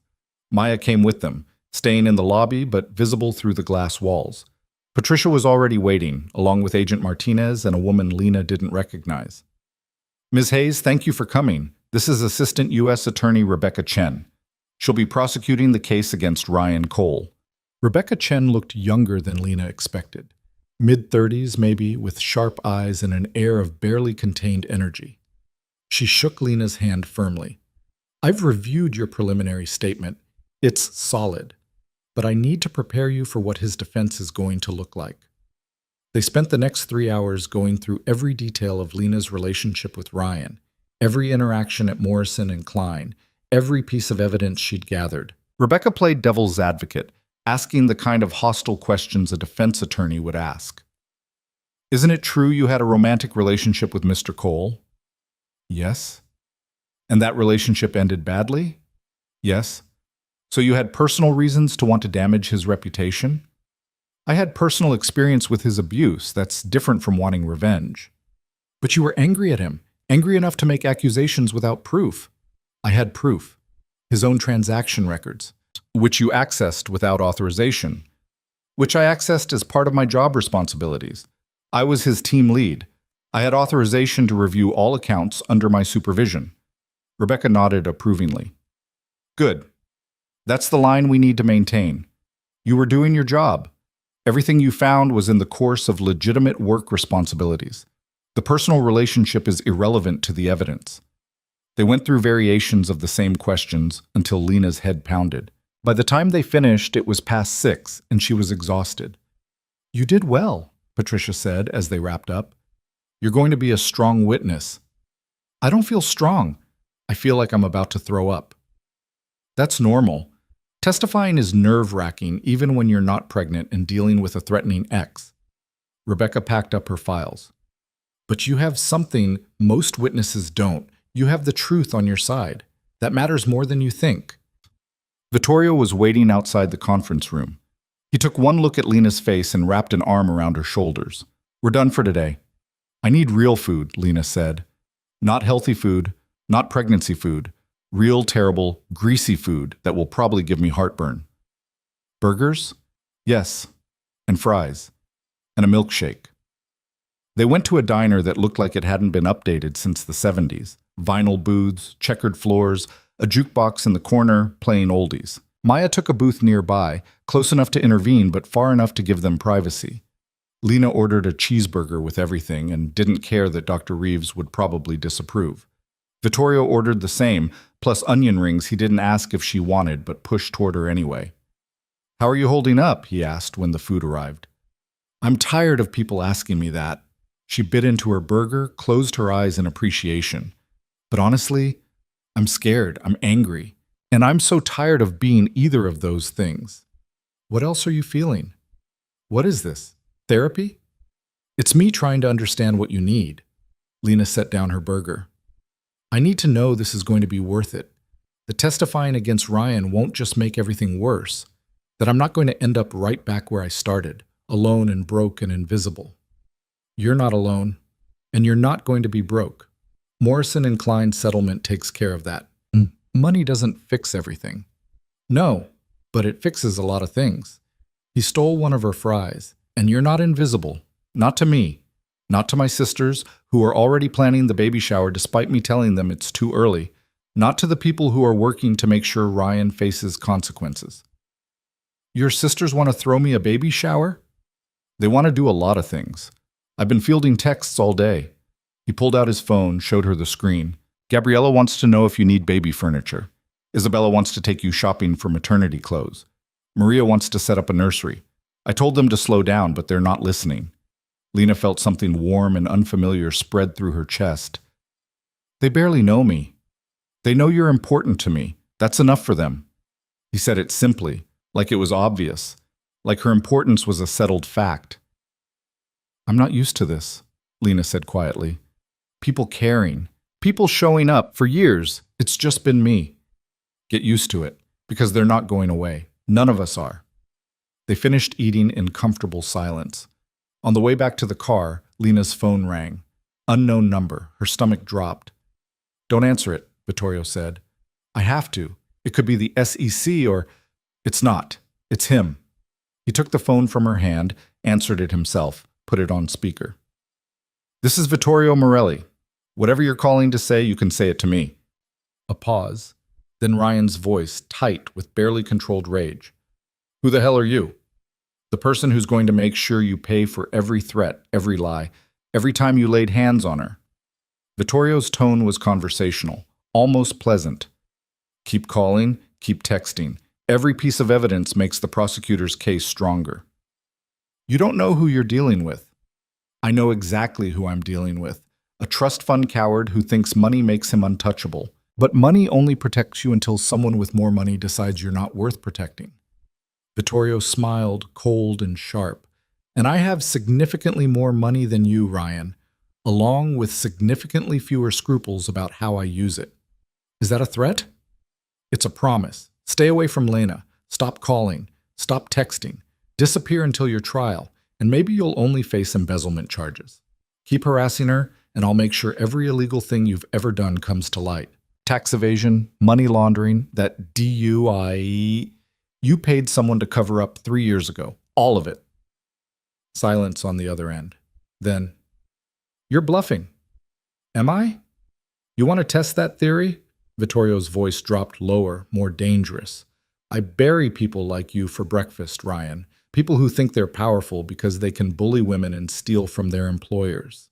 You're nothing. A footnote. And if you ever contact Lena again, I'll make sure you disappear so completely that even your lawyer won't be able to find you." He hung up. Lena stared at him. "You can't just threaten people like that." "I can, and I did." He handed back her phone. "He needed to understand that you're protected, that there are consequences for coming after you." "What if he calls the police? What if he—" "Ush! He won't. Because everything I said was true. My people have been digging into his background. He has more skeletons than a cemetery." Vittorio opened the car door for her. "He'll back off now. Bullies always do when someone fights back." Maya drove them back to the penthouse. Lena spent the ride staring out the window, processing what had just happened. Vittorio had threatened Ryan, openly, violently, and instead of being horrified, she felt safer than she had in months. What did that say about her? They rode the elevator up in silence. Once inside, Lena went straight to the windows, looking out over the city lights. Somewhere out there, Ryan was probably panicking, calling his lawyer, trying to figure out how to respond to Vittorio's threat. Good. Let him panic. Let him feel a fraction of the fear she'd lived with for months.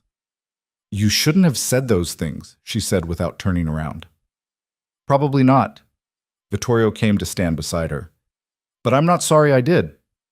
You threatened to make him disappear, only if he comes after you again. That's not better. She finally looked at him. I don't want you doing illegal things to protect me. Too late. I've been doing illegal things since the moment I met you, having you investigated, tracking Ryan's movements, accessing financial records I had no legal right to see. He shrugged. I'm not a good man, Lena. I told you that, but I'm good to the people I care about. And you care about me. Yes. No hesitation. Why? You barely know me. I know enough. I know you're brave even when you're terrified. I know you'd rather starve than accept help you think you don't deserve. I know you're carrying my child and trying to figure out how to survive while also trying to make sure a criminal faces justice. He turned to face her fully. I know that when I look at you, I see someone worth protecting, someone worth fighting for. Lena's throat tightened. I don't know how to respond to that. You don't have to respond. You just have to let me do it. And what happens when you realize I'm not worth all this trouble? When the novelty wears off and you remember you're a powerful man who could have anyone, and instead you're stuck with a broke, unemployed woman with more baggage than an airport? Then I guess I'm stuck. He said it lightly, but his eyes were serious. I'm not looking for perfect, Lena. I'm looking for real. And you're the most real thing I've found in years. Before she could respond, his phone rang. He glanced at the screen, frowned. I need to take this. He disappeared into his office, leaving Lena alone with her thoughts and the city lights. She pressed her hand to her stomach, feeling the slight curve that was just starting to show. Your father is complicated, she whispered to the baby, but I think maybe he's also exactly what we need. Vittorio emerged 20 minutes later, his expression dark. What's wrong? Lena asked. That was my contact at the police department. Ryan filed a restraining order against me, claims I threatened him. Can he do that? He can try, but it won't hold. I have the recording of our phone conversation. He called you, I simply answered. Any threat I made was in response to his harassment. Vittorio poured himself a drink, something amber and expensive looking. But it tells me he's desperate enough to try to use the legal system against me. What do? We let our lawyers handle it, and we make sure you're never alone with him. If he's willing to lie about me threatening him, he's willing to lie about you too. He downed the drink in one swallow. Martinez needs to move faster. The longer Ryan's out there, the more damage he can do. As if summoned by the mention of his name, Lena's phone rang. Martinez's number. Ms. Hayes, I have news. We're moving up the timeline. We're arresting Ryan Cole tomorrow morning at 8 Mas, I need you to come in at 9 to finalize your testimony. Lena's heart started pounding. Tomorrow? He's escalating. The restraining order, the phone calls, he's showing consciousness of guilt. The U.S. attorney wants to move before he can flee or destroy evidence. A pause. This is good news. It means he's going to face consequences sooner than we thought. Okay, I'll be there. She hung up, turned to Vittorio. They're arresting him tomorrow. Something fierce and satisfied crossed his face. Good. I should feel happy about this, relieved. But I just feel scared, terrified. She sank onto the couch. What if something goes wrong? What if he finds a way out of this? He won't. Vittorio sat beside her, pulled her against his side. He's going to pay for what he did to you, every bit of it. Lena wanted to believe him, wanted to believe that justice actually existed, that people like Ryan faced consequences. But she'd spent too many months watching him get away with everything to trust that easily. Tell me something, she said. Something to distract me from thinking about tomorrow. Like what? Anything. Tell me about your family, your childhood, something that has nothing to do with Ryan or trials or any of this. Vittorio was quiet for a moment, then, my mother used to make fresh pasta every Sunday. All of us would crowd into the kitchen, my sisters, my cousins, whoever was around. She'd let us help, even though we mostly made a mess. My father hated it, said it was beneath us to be in the kitchen like servants.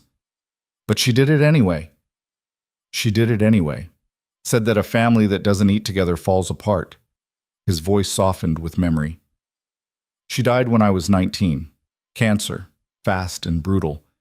And after she was gone, we stopped making pasta together. Stopped doing a lot of things. My father got meaner, my sisters got quieter, and I got angry. Is that when you took over the business? A few years later. But the seeds were planted then. I saw what he was doing, running the family into the ground with his greed and his violence.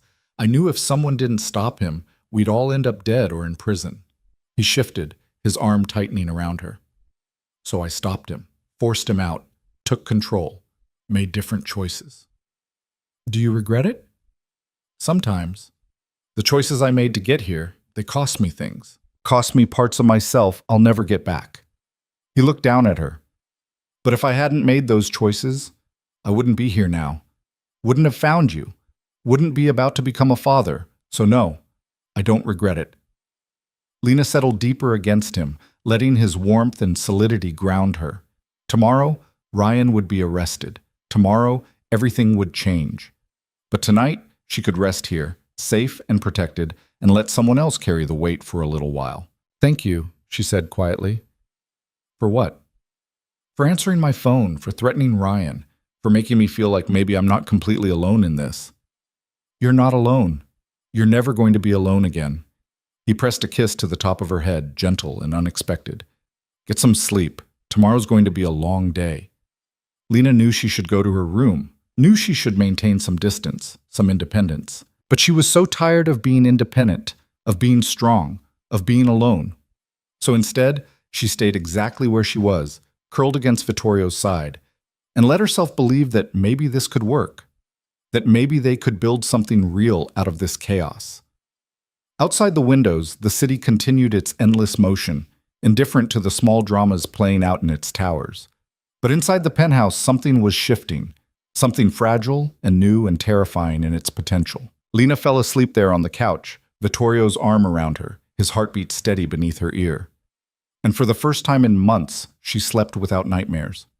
Morning arrived with gray light and the sound of rain against the windows.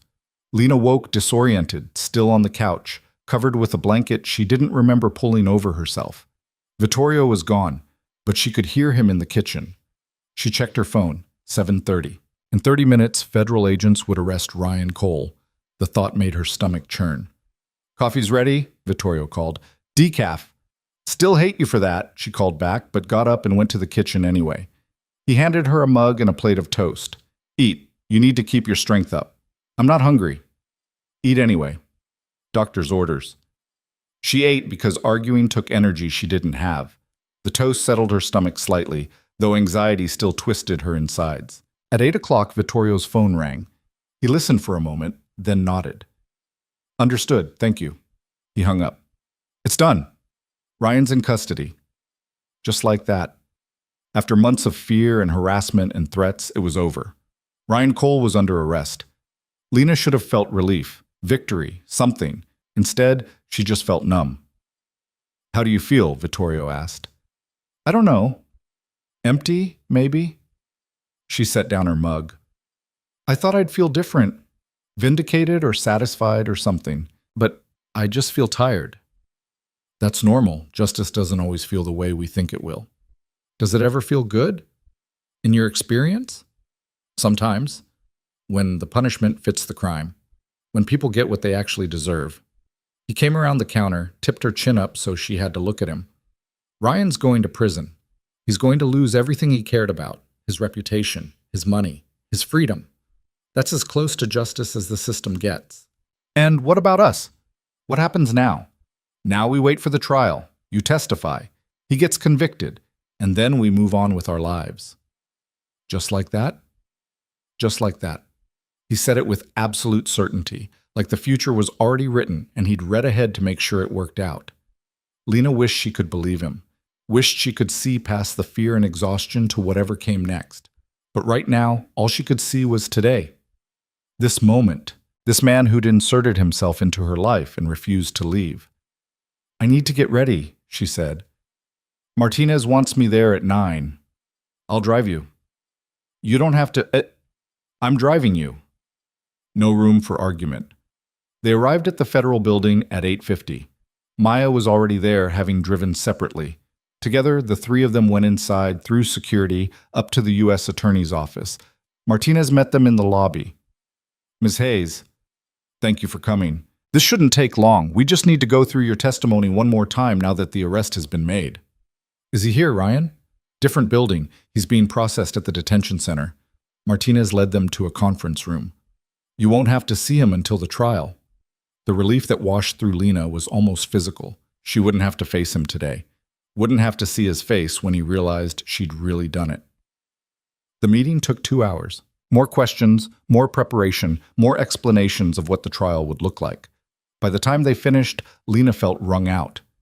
"You did great," Rebecca Chen said as they wrapped up. "With testimony this strong, we're looking at a solid conviction. 20 years minimum." 20 years. Ryan would be in his 50s when he got out. His entire life destroyed. Lena waited for the satisfaction to come. It didn't. They left the federal building to find reporters crowding the sidewalk. Someone had leaked Ryan's arrest, and now cameras were everywhere. "Ms. Hayes, is it true you're testifying against Ryan Cole? What's your relationship to the accused? Are the embezzlement allegations true?" Maya immediately moved between Lena and the cameras, creating a barrier. Vittorio's hand found the small of Lena's back, guiding her through the crowd. "No comment," he said firmly. "Ms. Hayes won't be making any statements at this time." They made it to this car, Maya blocking the reporters who tried to follow. Once inside, Lena let out a shaky breath. That was horrible. "It'll get worse before it gets better," Vittorio said bluntly. "Ryan's arrest is big news. White-collar crime, corporate corruption, the media loves this stuff. You need to be prepared for more attention." "I don't want attention. I want to disappear." "I know. But disappearing isn't an option right now." He started the engine, pulled away from the curb. "You're the key witness in a federal case. Until the trial's over, you're going to be news." Lena closed her eyes, leaning her head against the window. This was what justice looked like, apparently. Public exposure, invasive questions, cameras in her face while she tried to simply exist. "Take me home," she said quietly. Vittorio didn't correct her use of the word home, just drove, navigating through traffic while Lena tried not to think about the reporters or the trial or anything beyond the next 5 minutes. When they got back to the penthouse, Gabriella was waiting in the lobby. She took one look at Lena's face and pulled her into a hug without asking. "I saw the news," Gabriella said. "Figured you could use some family right now." Lena didn't cry. She'd cried enough. But she held on to Gabriella like a lifeline, letting someone else be strong for a moment while she fell apart. Gabriella made tea and ordered lunch from 3 different restaurants because she couldn't remember what Lena liked and figured variety was safer. They sat in the living room while Vittorio fielded phone calls in his office, his voice a low rumble through the closed door. "He's been like this all morning," Gabriella said, nodding toward the office. "Calling in favors, making sure the media doesn't camp outside the building, arranging security for the trial. He's in full protection mode. Is that normal for him? For people he cares about? Yes." Gabriella poured tea into delicate cups that probably cost more than Lena's old rent. "He's always been protective. Even as a kid, he'd get into fights defending us. Came home with black eyes and bloody knuckles at least once a month." "Your father must have loved that." "Our father loved nothing except power and money. Vittorio was just another asset to him, a weapon to be pointed at enemies." Gabriella's expression darkened. He tried to turn Vittorio into a monster. Instead, he created someone who fights monsters. Is that what Vittorio does, fight monsters? In his own way. The business he runs, it's not clean. I won't pretend it is. But it's better than what our father did. Vittorio has rules, lines he won't cross. Our father had none.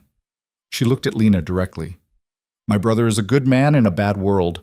Don't confuse the two." Lena thought about Vittorio threatening Ryan on the phone, the cold certainty in his voice when he'd promised to make problems disappear, the way he'd inserted himself into her life without asking permission and refused to leave.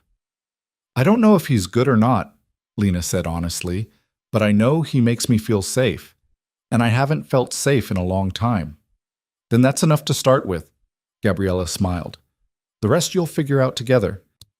The food arrived. Italian from one restaurant, Thai from another, and burgers from the diner they'd gone to the night before. Gabriella had clearly been thorough.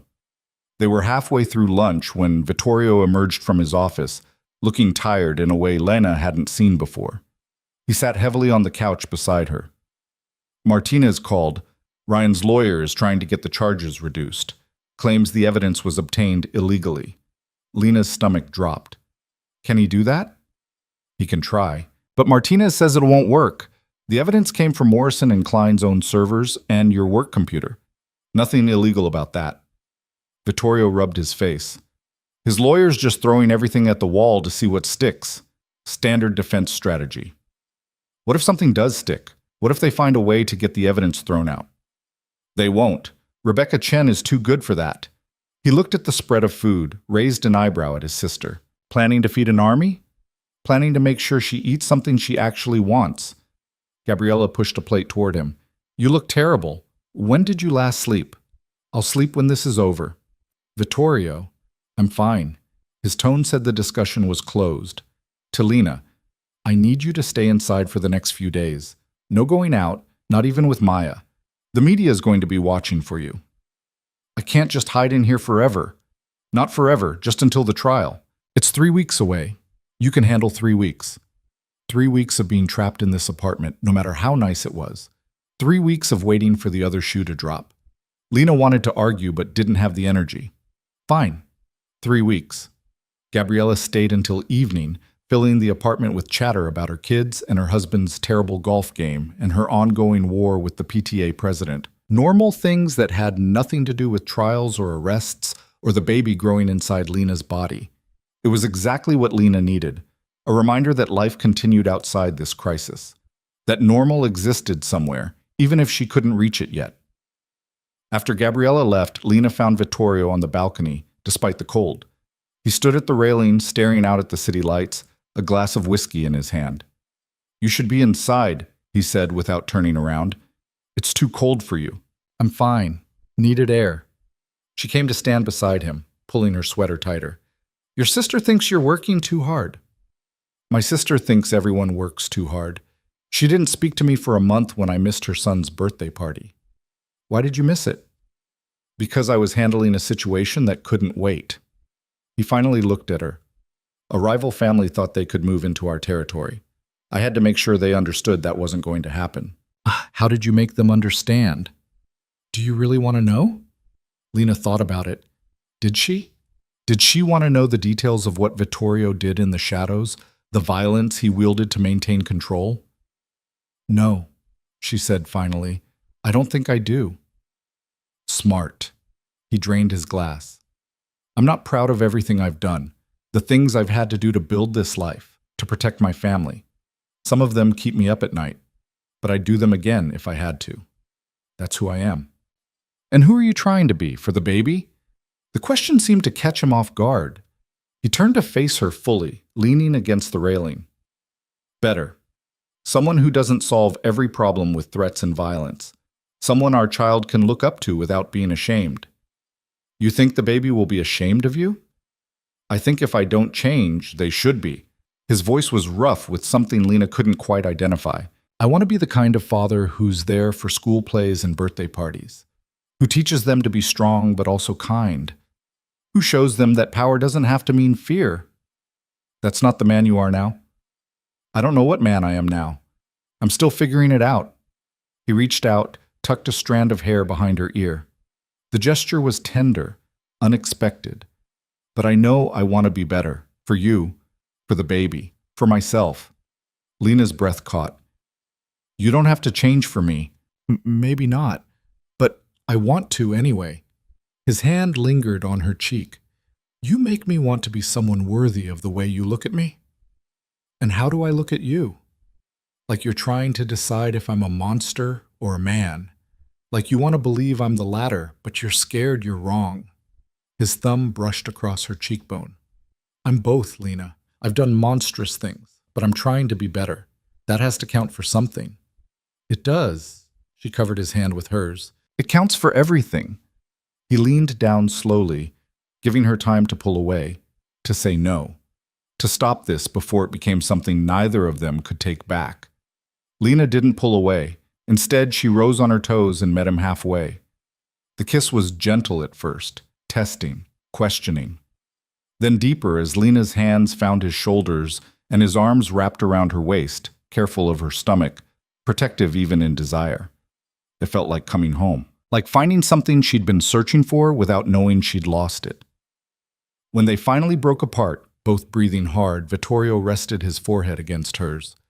"I've wanted to do that since the moment I saw you again in that convenience store," he admitted, "even covered in humiliation and holding broken noodles. Especially then, you looked so fierce, trying not to cry in front of him, so determined to survive. I wanted to kill him for making you feel small." His arms tightened around her. "I still do, some days." "Don't. He's not worth it." Lena pulled back to look at him. "What is this? Between us?" "I don't know. But I know I don't want it to stop." He searched her face. "Do you?" She should say yes, should protect herself from the inevitable moment when he realized she was too much work, too damaged, too complicated. But standing here in his arms, warm and safe and wanted, she couldn't make herself say the words. "No," she whispered. "I don't want it to stop." "Good." He kissed her again, softer this time. "Let's go inside. You're freezing." The next 3 weeks passed in a strange limbo of waiting and preparation. Lena met with Rebecca and Patricia almost daily, going over testimony until she could recite it in her sleep. Morrison and Klein issued their public apology. Jennifer Morrison herself delivered it in person, looking genuinely ashamed as she admitted the firm had failed Lena. The settlement money appeared in Lena's account, more zeros than she'd ever seen in her life. The media coverage intensified. Reporters camped outside the building until Vittorio's lawyers got them moved back a block. Lena's name appeared in articles dissecting the case, analyzing her role, speculating about her relationship with Vittorio. Someone found an old college photo of her and plastered it across the news alongside unflattering recent photos taken outside the federal building. The internet had opinions, of course. Half thought she was brave for testifying. Half thought she was a vindictive ex trying to destroy an innocent man. Lena stopped reading the articles after the first week. Her pregnancy progressed. The morning sickness finally eased around week 14, replaced by a constant fatigue that Dr. Reeves assured her was normal. Her stomach rounded out enough that regular clothes stopped fitting, and Isabella appeared one morning with shopping bags full of maternity wear, designer labels, soft fabrics, clothes that made Lena feel almost pretty despite the exhaustion and stress. Vittorio's sisters became constants in her life. They showed up without warning, bringing food and gossip and normalcy. They argued over baby names and nursery colors, and whether Lena should find out the gender or wait to be surprised. They treated her like family, like she'd always been part of their lives. And Lena realized with a start that she'd become part of something she hadn't known she'd needed. A family who showed up, who cared, who refused to let her face things alone. And through it all, Vittorio was there, working from home so he wouldn't leave her alone, making sure she ate, rested, took her vitamins, holding her when the anxiety got too bad, when the what-if spiraled out of control. He didn't promise everything would be fine. He was too honest for empty reassurances. But he promised he'd be there, and somehow that was enough. 3 weeks after Ryan's arrest, the trial began. The courthouse was a circus. News vans lined the street.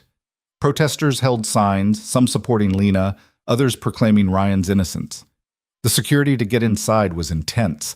Multiple checkpoints and metal detectors and guards who looked like they expected violence. Maya stayed close as they made their way through the crowds.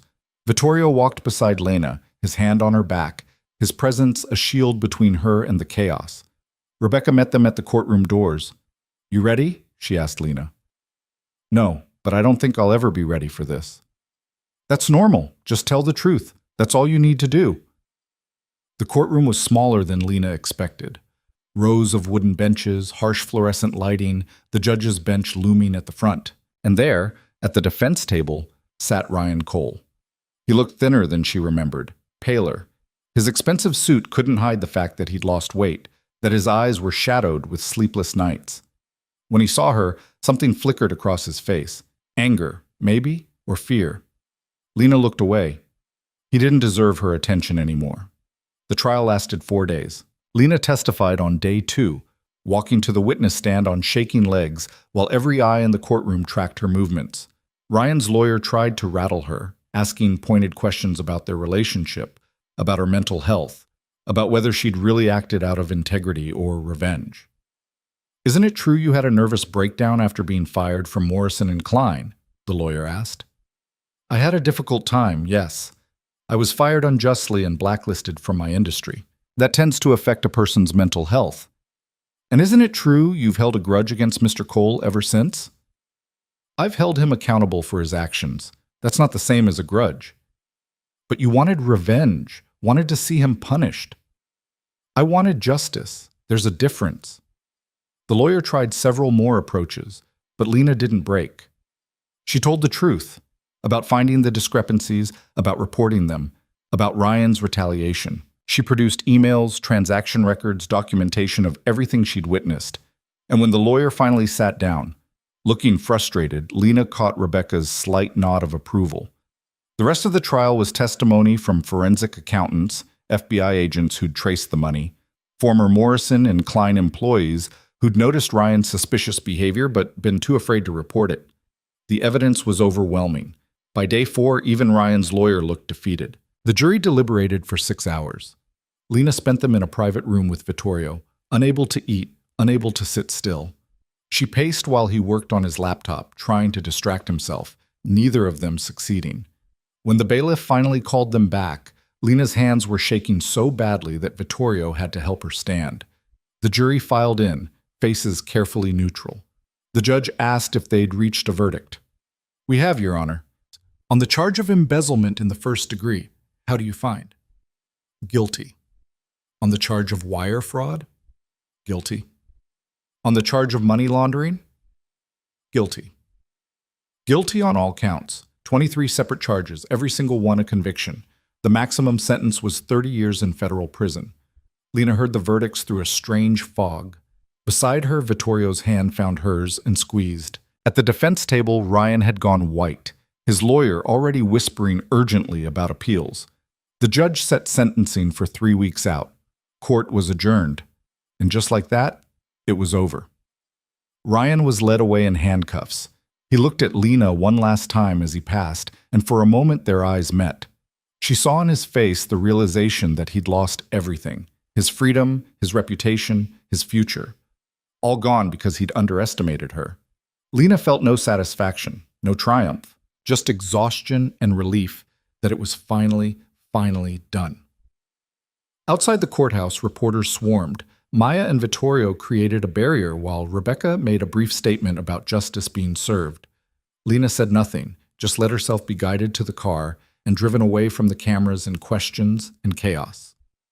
Back at the penthouse, Lena went straight to the bedroom and collapsed on the bed. She was asleep before Vittorio could ask if she was okay. She woke hours later to darkness and the sound of voices in the living room. Checking her phone, she saw it was past 10. She'd slept through the entire evening. In the living room, she found Vittorio's sisters had invaded again. They'd brought champagne, sparkling cider for Lena, and were toasting the verdict like it was a victory party. "There she is," Maria called when she saw Lena. "The woman who took down a criminal. How does it feel?" "Exhausting," Lena admitted. "But good. It feels good. It should feel amazing. You're a hero." Isabella pulled her into a hug. "You stood up for yourself and made sure a bad man faced consequences. That's what heroes do." "I'm not a hero. I'm just someone who couldn't let him get away with it." "That's what makes you a hero." Gabriella pressed a glass of cider into her hand. "Now drink. We're celebrating." They celebrated until midnight, the sisters telling stories and making plans for the future. They'd already started decorating the nursery. Vittorio had apparently given them free rein over one of the spare bedrooms. They'd picked a neutral color scheme, soft grays and whites, since Lena still didn't know if the baby was a boy or girl. "You should find out," Maria argued. "How are you supposed to plan if you don't know?" "We'll figure it out either way," Lena said. "I kind of like the surprise." "Spoken like someone who's never been pregnant," Isabella said with a laugh. "Wait until you're 8 months along and miserable. You'll want every detail you can get." When the sisters finally left, exhausted from celebrating, Lena found Vittorio on the balcony again. He stood in the same spot as 3 weeks ago, But this time there was no tension in his shoulders, no worry creasing his forehead. "It's over," Lena said, coming to stand beside him. "It's over," he agreed. "How do you feel?" "I don't know, relieved, scared, happy, all of it at once." She leaned against the railing. "What happens now?" "Now you decide what you want your life to look like. You have money, you have your reputation back, you can do anything." He turned to face her. "What do you want?" Lena thought about it. What did she want? For months she'd been in survival mode, just trying to make it through each day. She hadn't let herself think about the future, about what she actually wanted instead of what she could barely manage. "I want to go back to work eventually, but not in finance. Something that matters. Maybe something that helps other women in situations like I was in." She placed a hand on her stomach. "I want to raise this baby somewhere safe, give them the kind of childhood I had before my parents died." "And what about us?" The question hung between them, heavy with possibility. "I don't know what we are," Lena said honestly. "We started in chaos and never really stopped to figure it out. But I know I don't want to walk away.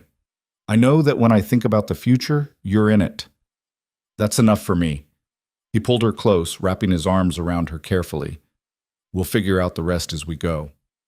"What about you? What do you want?" "I want to be better than I was. I want to build something legitimate, something our child can be proud of. I want—" He paused, choosing his words carefully. "I want to be the kind of man who deserves you." "You already are." "Not yet, but I'm working on it." He kissed the top of her head.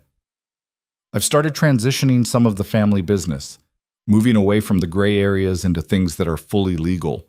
It's going to take time, but it's happening. Because of me. Because of us. Because I want our child to grow up knowing their father builds things instead of destroying them. Because you make me want to be more than what my father made me." Lena pulled back to look at him. "You're nothing like your father. Your sisters made that very clear. They're biased. They're honest. And they love you. And they're right." She took his hand, placed it on her stomach where the small bump was just starting to show. "This baby is lucky to have you as a father." Something shifted in Vittorio's expression, wonder mixed with fear. "I'm terrified of screwing this up." "Good. That means you'll try hard not to." She smiled. "We're both terrified. We'll be terrified together." The weeks after the trial settled into a new rhythm. Ryan's sentencing came and went, 28 years in federal prison, with possibility of parole after 20. Morrison and Klein offered Lena her old job back, which she turned down immediately. Instead, she started consulting with a nonprofit that helped women navigate career recovery after workplace abuse. It was part-time, flexible, and made her feel like she was doing something meaningful. The media attention faded as new scandals replaced old ones. Lena could leave the apartment again without being photographed, could walk down the street without reporters shouting questions. Life began to feel almost normal. Her pregnancy progressed into the second trimester. The fatigue eased, replaced by a surge of energy that Dr. Reeves called the honeymoon phase. Lena felt the baby move for the first time at 18 weeks, a flutter like butterfly wings that made her cry in the middle of a meeting with her new nonprofit colleagues. At 20 weeks, she and Vittorio went for the anatomy scan. Dr. Reeves moved the ultrasound wand across Lena's stomach, pointing out tiny features: the spine, the heart, the perfect little hands and feet. "Everything looks great," Dr. Reeves said. "Baby's measuring right on track, strong heartbeat, all the organs developing normally." She paused, smiled. "Do you want to know the gender?" Lena looked at Vittorio. They'd discussed this, had decided they wanted to know, despite her earlier preference for surprise. "Yes," they said together. "Congratulations, you're having a girl." A girl? Lena's eyes filled with tears for what felt like the 100th time that day. A daughter. She was going to have a daughter. Beside her, Vittorio had gone very still. When she looked at him, she saw his eyes were wet too. "A girl," he said, voice rough with emotion. "We're having a girl. Is that okay?" "It's perfect." He leaned down, kissed her gently. "She's perfect." They left the doctor's office with a new set of ultrasound pictures and a sense of reality that had been abstract before. A daughter. A real person who would need clothes and a name and parents who had their act together enough to raise her right. I'm completely unprepared for this, Lena said in the car. You're going to be an amazing mother. How do you know? I don't know anything about babies. I've never even changed a diaper. Neither have I. We'll learn together. He reached over, took her hand. My sisters will teach us. They've been dying to get their hands on this baby since they found out you were pregnant. As if summoned by the mention, Vittorio's phone rang. Gabriella's face appeared on the screen. Well? She demanded the moment he answered. Do we know yet? Vittorio put her on speaker. It's a girl. The shriek that came through the phone was loud enough to make them both wince. In the background, they could hear Isabella and Maria joining in, all three sisters screaming with excitement. A girl! We're getting a niece! Oh, this is perfect! I'm calling Mama's dress shop right now. Wait, do you have a name yet? We haven't discussed names, Lena said. Well, start discussing, and send us the ultrasound pictures, and let us know when you want to go shopping for the nursery. And, Gabriella, breathe, Vittorio interrupted. We just found out 10 minutes ago. Give us time to process before you plan the entire childhood. Fine, but I'm coming over tomorrow with baby name books and fabric samples for the nursery. And actually, I'm just coming over now. See you in 20 minutes. She hung up before they could protest. Lena laughed despite herself. Your sisters are intense. They're excited. They've been waiting for one of us to have a baby for years. Now they finally get to spoil someone. True to her word, Gabriella appeared 20 minutes later with Isabella and Maria in tow. They brought food, baby name books, and enough enthusiasm to power a small city. They took over the living room, spreading out fabric samples and paint chips and arguing over whether the nursery should be more modern or traditional. It needs to be calming, Isabella insisted. Babies can sense stress. It needs to be stimulating, Maria countered. Babies need visual development. It needs to be whatever Lena wants, Gabriella said firmly. To Lena, what do you want? Lena looked at the chaos spread across the coffee table, the samples and books and opinions. 6 months ago, she'd been alone and desperate, counting coins for instant noodles. Now she was surrounded by people who cared, planning a nursery for a daughter she already loved, building a life she'd never imagined possible. I want it to feel safe, she said quietly, like nothing bad can reach her there, like she's protected and loved and wanted. The sisters exchanged glances, something soft passing between them. Then that's what we'll make, Gabriella said. A room that feels like love. They spent the next few hours planning, arguing, laughing. Vittorio eventually retreated to his office, leaving the women to it, but Lena caught him watching from the doorway more than once, something tender in his expression.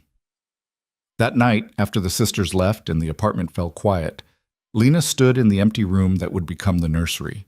It was bare now, just white walls and hardwood floors and potential. But she could see it.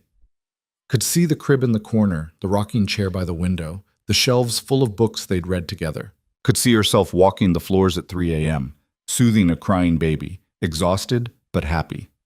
Could see Vittorio beside her, learning how to be a father, choosing love over the violence he'd known his whole life. You're going to be so loved, she whispered to her daughter. So protected. I promise you'll never wonder if you're wanted. I promise you'll always know you're safe. Vittorio appeared in the doorway, watching her, talking to the baby, promising her things I'm terrified I won't be able to keep. Lena turned to face him. What if I'm a terrible mother? What if I screw her up? You won't. You can't know that. I can. Because you're already thinking about how to protect her, how to make her feel safe and loved. That's what good parents do. He came to stand beside her, looking around the empty room. She's going to have everything we didn't. Stability. Parents who choose her every day. A family that shows up. Your sisters are really wonderful, you know that? They're nosy and overbearing, and they don't understand boundaries, he said it fondly. But yes, they're wonderful, and they already love you, and they're going to spoil our daughter rotten. Our daughter. Lena tested the words, liked how they sounded. We should probably pick a name eventually. Do you have ideas? A few. My mother's name was Catherine. I always thought if I had a daughter, I'd use it somehow.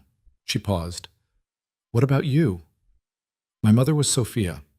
She would have loved knowing she had a granddaughter. His voice went soft with memory. She always said daughters were the ones who remembered you after you're gone, who carried your stories forward. Sophia Catherine?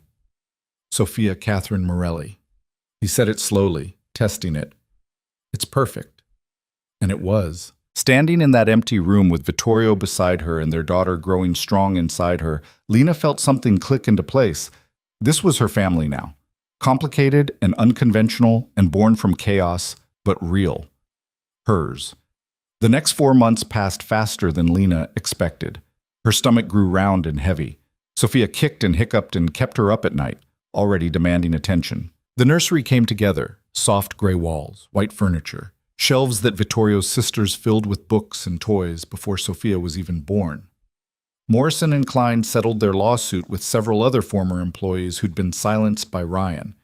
The story made national news, sparking conversations about workplace abuse and corporate accountability.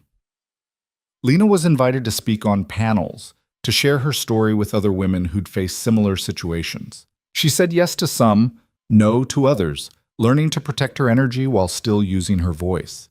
Vittorio transformed his business holdings, shutting down operations that existed in legal gray areas and investing in legitimate enterprises.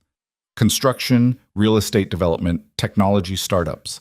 His sisters were skeptical at first, worried he'd lose the family's influence. But Vittorio was patient, explaining that influence built on fear wasn't worth having, that their father's way had nearly destroyed them all. At 36 weeks, Lena woke to contractions that Dr. Reeves said were just practice. At 38 weeks, they got more serious. And at 39 weeks and 3 days, her water broke at 4 in the morning while she was making tea in the kitchen. "Vittorio," she called, trying not to panic. "It's time." He appeared instantly, already pulling on clothes, grabbing the hospital bag they'd packed weeks ago. "Are you okay? How far apart are the contractions?" "I don't know. 5 minutes? Maybe?" Another contraction hit, stealing her breath. "This is really happening. This is really happening." He pulled her close, careful of her stomach. "You ready?" "Absolutely not. Let's go anyway." The hospital was a blur of activity. Nurses, monitors, Dr. Reeves appearing with her calm competence. Vittorio stayed beside Lena the entire time, holding her hand through contractions, coaching her breathing, looking terrified and determined in equal measure. "You're doing great," he kept saying. "So strong. Almost there." Labor lasted 14 hours, longer than Lena expected, more painful than she'd prepared for. But when Sophia Catherine Morelli finally made her entrance into the world at 6:37 p.m., screaming her outrage at the cold and the lights, nothing else mattered. They placed her on Lena's chest, this tiny, perfect person they'd made. She had dark hair like Vittorio, but Lena's nose. 10 fingers, 10 toes, lungs that worked beautifully if her crying was any indication. "Hi, baby," Lena whispered through tears. "We've been waiting for you." Vittorio's hand covered hers where it rested on Sophia's back. When Lena looked at him, she saw tears streaming down his face. "She's perfect," he said, voice breaking. "She's absolutely perfect." And she was. Despite the chaos that had brought them together, despite the fear and uncertainty that had marked their beginning, Sophia was perfect. The first few weeks were brutal. Sleepless nights, constant feeding, learning Sophia's different cries and what they meant. But Vittorio was there for all of it, changing diapers at 3 a.m., walking the floors with Sophia when she wouldn't settle, figuring out parenthood alongside Lena with a patience she'd never expected from him. His sisters descended like a helpful plague, bringing food and advice and offers to hold the baby so Lena could shower. They taught her and Vittorio everything, how to swaddle, how to burp, how to survive on 2 hours of sleep. At Sophia's 1-month checkup, Dr. Reeves pronounced her perfect and healthy. At 2 months, she smiled for the first time. A real smile, not gas. And both Lena and Vittorio cried. At 3 months, she started sleeping longer stretches at night, and Lena felt almost human again. 6 months after Sophia was born, on a Saturday morning while she napped in her swing, Vittorio took Lena out to the balcony, the same spot where they'd stood so many times before, watching the city, figuring out their lives. "I have something for you," he said, suddenly nervous in a way she rarely saw. He pulled a small box from his pocket, opened it to reveal a ring, simple, elegant, a diamond that caught the morning light. Marry me, he said. Not a question, but not quite a demand either. A request from someone who knew the answer wasn't guaranteed. Not because of Sophia, not because we're already living together, or because it makes things easier.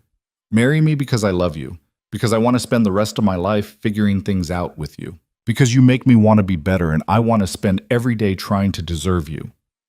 Lena looked at the ring, at Vittorio's face, at the life they'd built from nothing. She thought about the woman she'd been 9 months ago, desperate, alone, invisible, and the woman she was now, stronger, loved, seen. Yes, she said simply. Yes, I'll marry you. He slipped the ring on her finger and then kissed her like she was the only thing that mattered in the world. From inside the apartment, Sophia started fussing, demanding attention even in sleep. They pulled apart, laughing. We should check on her, Lena said. We should, but Vittorio held her a moment longer. Thank you. For what? For giving me a chance, for letting me in, for building this life with me even though I gave you every reason not to. His forehead rested against hers. For making me a father, for making me better. You did that yourself. I just gave you a reason to try. They went inside together to check on their daughter. Sophia had settled herself back to sleep, tiny fists curled against her cheeks, perfect and peaceful. Lena and Vittorio stood over her crib, hands linked, watching her breathe. We did good, Vittorio said quietly. We did really good. Lena leaned into him. And we're going to keep doing good, together. 6 months later, they married in a small ceremony at Gabriella's house. Just family, Vittorio's sisters and their families, a few close friends, and Sophia in a white dress that was ridiculous and perfect. The ceremony was simple, the vows honest. They promised to choose each other, to keep building something better, to give Sophia the family they both wished they'd had.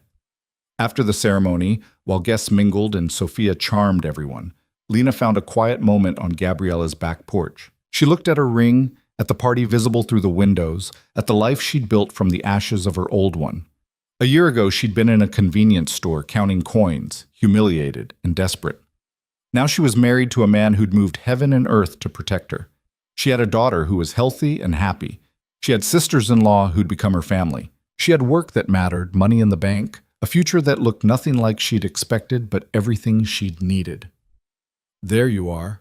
Vittorio appeared beside her, Sophia asleep on his shoulder. People are asking for the bride. Let them wait a minute. Lena leaned against him, careful not to wake the baby. I'm taking it in, all of this. Having regrets? Not even close. She looked up at him. I'm just thinking about how far we've come, how different things could have been. But they're not. We're here, together, building something real. He shifted Sophia slightly, pressed a kiss to Lena's temple. And we're just getting started. Yeah. Lena smiled, feeling more settled than she'd felt in years. We're just getting started. They went back inside to their wedding, to their family, to their daughter who would grow up knowing she was wanted and loved and protected. To a future built not on fear or control, but on the choice to keep showing up for each other every single day. It wasn't perfect. There were still hard days, still moments when Lena's past tried to drag her down, or Vittorio's temper flared into something darker. But they worked through it, together, choosing each other, choosing Sophia, choosing the life they were building one imperfect day at a time. And in the end, that was enough. More than enough. It was everything.